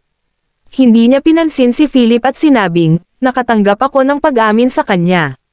Ipinadala siya rito ni Homer Donley ng Charbury. Kumunat ang noo ni Philip at tumango. Tiningnan niya ang glamorous at curvaceous ni 17, at sinabing, babae ka naman. Bakit mo gustong gawin ang mga magaspang at barbaric na bagay? Hindi ka ba nag-aalala na hindi ka na makapag-asawa in the future? 17 inilagay ang mga butterfly blades sa likod ng kanyang baywang. Palaipat-lipat sa kanyang malamig at nakakatakot na kilos, bigla siyang naging cute sa batang babae at sinuntok si Philip. Kumurap-kurap ang kanyang malalaking mata, tumingin siya kay Philip at sinabing, pag-aari mo ako sa buhay na ito. Siyempre, hindi ako magpapakasal. Mabilis siyang itinulak ni Philip at sinabing, huwag na kayong maglokohan. 17 nagpout at nagkibit-balikat na sinabi, hindi ako nagloloko. Sinabi ng Panginoon na kami ay ipinanganak upang maging espada ng pamilya Clark at mamamatay bilang iyong kalasag. Nabubuhay lang ako para maging espada mo. Walang magawang umiling si Philip at sinabing, hindi mo ba naisip ang kalayaan? 17 itinagilid ang kanyang ulo at may pag-aalinlangan na sinabi, kalayaan. Malaya naman ako, di ba? Kung wala ang pamilya Clark o ang Panginoon, lahat tayo ay matagal nang namatay. Ang buhay natin ay sa Panginoon. Dahil hiniling ng Panginoon na protektahan natin ang iyong master, gagawin ko ito kahit ang kabayaran ng aking buhay. Kumunat ang noo ni Philip at seryosong tumingin sa 17 nang walang ibang salita. Lumingon siya, tumingin kay Ernie na halos mamatay sa sahig, at nagtanong, sa tingin mo ba ay mananalo si Homer Donley? Sa mga sandaling ito, napuno ng dugo ang mukha ni Ernie. Paglingon niya ay napatingin siya sa binata na nakatayo sa harapan niya. Masyadong bata, ang lalaking ito ay talagang protektado ng isang gwardya na may ganoong nakakatakot na mga kasanayan. Manalo kaya ang Patriarch? Hindi na alam ni Ernie, ngunit katutubo niyang tumawa ng malungkot at sinabing, kahit na matalo ang Patriarch, nasa likod niya pa rin ang malaking pamilyang Donley. Sila ang nag-aaral ng pamilya kay Charbury at hindi ang mga taong kayang harapin ng isang tulad mo. Hihihi, ngumisi si Philip at sinabing, sa tingin mo ba ay napakalaki ng pamilyang Donley? Nagpanik si Ernie. Ano ang ibig sabihin ng lalaking ito? Hindi kaya sa kanyang mga mata, ang pamilyang Donley ay walang halagang banggitin. Haha, ang pamilya Donley ay hindi isang entity na maaari mong malaman. Patayin mo ako kung gusto mo. I'm at your disposal, sigaw ni Ernie at mariing pumikit. Tumawa si Philip at sinabing, huwag kang mag-alala, hindi kita hahayaang mamatay ng ganoon kadali. Hahayaan kitang masaksihan ng sarili mong mga mata ang pagkamatay ni Homer Donley at ng kanyang anak. Kung ang pamilyang Donley ay maglakas loob na makialam sa bagay na ito, wala akong pakialam na puksain ang pamilyang Donley ng Charbury sa isang pagkakataon. Pumalakpak. Nang marinig ito, tumibok ng husto ang puso ni Ernie. Ang yabang kaya, gusto niya talagang harapin ang pamilya Donley. Kabalbalan. Haha, bata, angal mo, pero tiyak na mabibigo ka. Histeryosong sigaw ni Ernie. Pagkatapos noon, dinala siya ng kanilang mga bodyguard. Samantala, tinawagan ni Philip si George sa telepono at nagutos, nakuha mo na ba ang impormasyon? Sa kabilang dulo ng telepono, magalang na sinabi ni George, Young Master, mayroon kami. Natipon namin ang lahat ng iskandalo ni Homer Donley at ang mga ebidensya laban sa kanya. Handa kaming kumilos ayon sa iyong mga utos. Napakagaling. Magsimula na tayo. Malamig na sabi ni Philip. Kabanata 1775. Matapos matanggap ang utos ni Philip, sinabi ni George sa mga elite sa paligid niya, nag-utos na si Young Master. Magsimula tayo. Gagawin namin ito sa lahat ng mga gastos. Oo, lahat ay tumugon at mabilis na kumilos. Ang mga nagpapatakbo sa mga computer ay nagsimulang ibagsak ang mga stock ng Homer Pharmaceutical habang naglulunsad ng capital warfare laban kay Homer Donley. Nakipag-ugnayan ang mga nasa telepono sa mga kumpanya at malalaking boss sa Flower City ng Charbury na may mga negosyong pakikitungo kay Homer. Gamit ang stick at carrot method, binalaan nila na huwag makipagtulungan sa Homer Pharmaceutical at huwag tumulong kay Homer. Siyempre, ang pinakapraktikal na paraan para sa mga malalaking boss na ito ay ang makipagtulungan sa mga taong ito, nakawin ang negosyo ng Homer Pharmaceutical, at alisin ang market share nito sa Flower City. Mabilis na pinakilos ng iba ang mga nakikitang tao at materyal ng pamilya Clark sa Flower City para magpataw ng mga parusa sa pamilya ni Homer Donnelly. Sa loob lang ng 1 minuto, hindi mabilang na mga tawag ang pumapasok at lumabas. Isang misteryosong puwersa ang nagsimulang gumawa ng kalituhan sa Flower City ng Charbury, na daan-daang milya ang layo. Lahat ay nakatarget kay Homer Donnelly at sa kanyang pamilya sa Flower City. Sa sandaling ito, higit sa kalahati ng mga negosyo at kumpanya sa Flower City of Charbury, kabilang ang ilang underground kingpins, lahat ay nakatanggap ng misteryosong abiso o tawag sa telepono. Mahigpit silang pinagbabawalan na makipag-ugnayan kay Homer at sa kanyang anak. Noong una, marami pa rin ang hindi sumasang-ayon sa kaayusan. Para sa mga taong ito, hindi nagtagal bago napigilan ang kanilang kumpanya o negosyo. Hindi nagtagal, may tumawag na naman sa kanila, nagtatanong kung nagbago na ba sila ng isip at kung pumayag na ba sila ngayon. Ang mga taong ito ay agad na ipinadala sa gulat. Marami sa kanila ang nagsimulang makipag-ugnayan ng pribado sa isa't isa at mabilis na nagdaos ng isang pulong sa buong lugar. Sa wakas, nagpasya silang putulin ang lahat ng pakikipagtulungan kay Homer. Iyon ay dahil sa loob lamang ng ilang minuto, ang kani-kanilang kumpanya ay nawalan na ng 10-10 milyon. Tapos na, sino ba talaga ang ginulo ni Homer at ng kanyang anak? Maraming malalaking boss at figure ng Flower City ang nagtipon upang pag-usapan ang bagay na ito. Sino ang nakakaalam? Ngunit sa pagkakataong ito, tila mahuhulog na si Homer sa kanyang mukha. Baka wala na silang foothold sa Flower City. Mapanuksong sabi ng isa pang nasa katanghaliang gulang na lalaki na may bitbit na tiyan. Paano magiging ganoon? May nagtatakang tanong. Nagpatuloy ang matabang lalaki, pag-isipan mo. Sa ganoong paraan at lakas, anong uri ng tao ang maaaring maging kalaban? Bukod dito, sa loob lamang ng ilang minuto, lahat tayo dito ay nawalan ng 10-10 milyong kita. Nagdagdag ito ng daan-daang milyon. Nang marinig ito, marami sa mga boss na naruroon ang naging seryoso. Oo, ang gayong malaking operasyon ay tiyak na hindi simpleng isagawa. Sa tingin mo ba ito ay nakatutok sa pangunahing pamilyang Donnelly at nagsimula pa lang sila mula kay Homer Donnelly?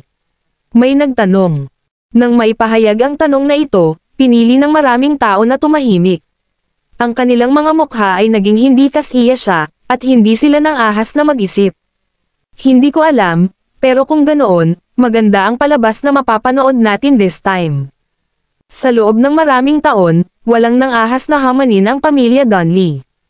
Maaari rin tayong umupo, panoorin ang laban, at tingnan kung paano umuunlad ang sitwasyon. Kung ang isang tao mula sa pangunahing pamilyang si Donnelly ay kumilos, maaari rin tayong gumawa ng hakbang. Sa ganoong paraan, hindi tayo magdadala ng pansin sa ating sarili at may iwasang matarget ng pamilya Donnelly mamaya.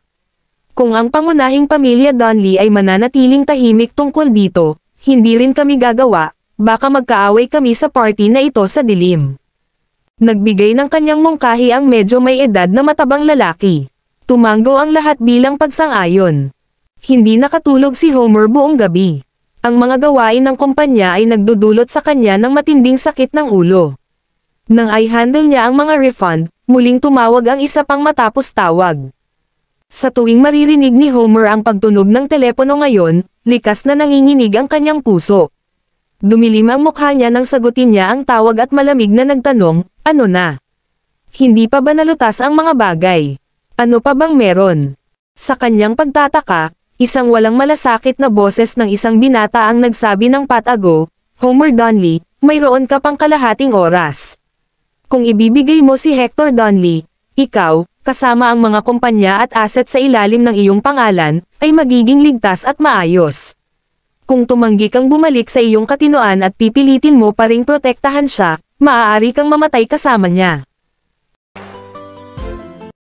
Maraming salamat mga Kamaster sa walang sawang pagsusubaybay, isang like, share, and subscribe naman dyan mga Kamaster.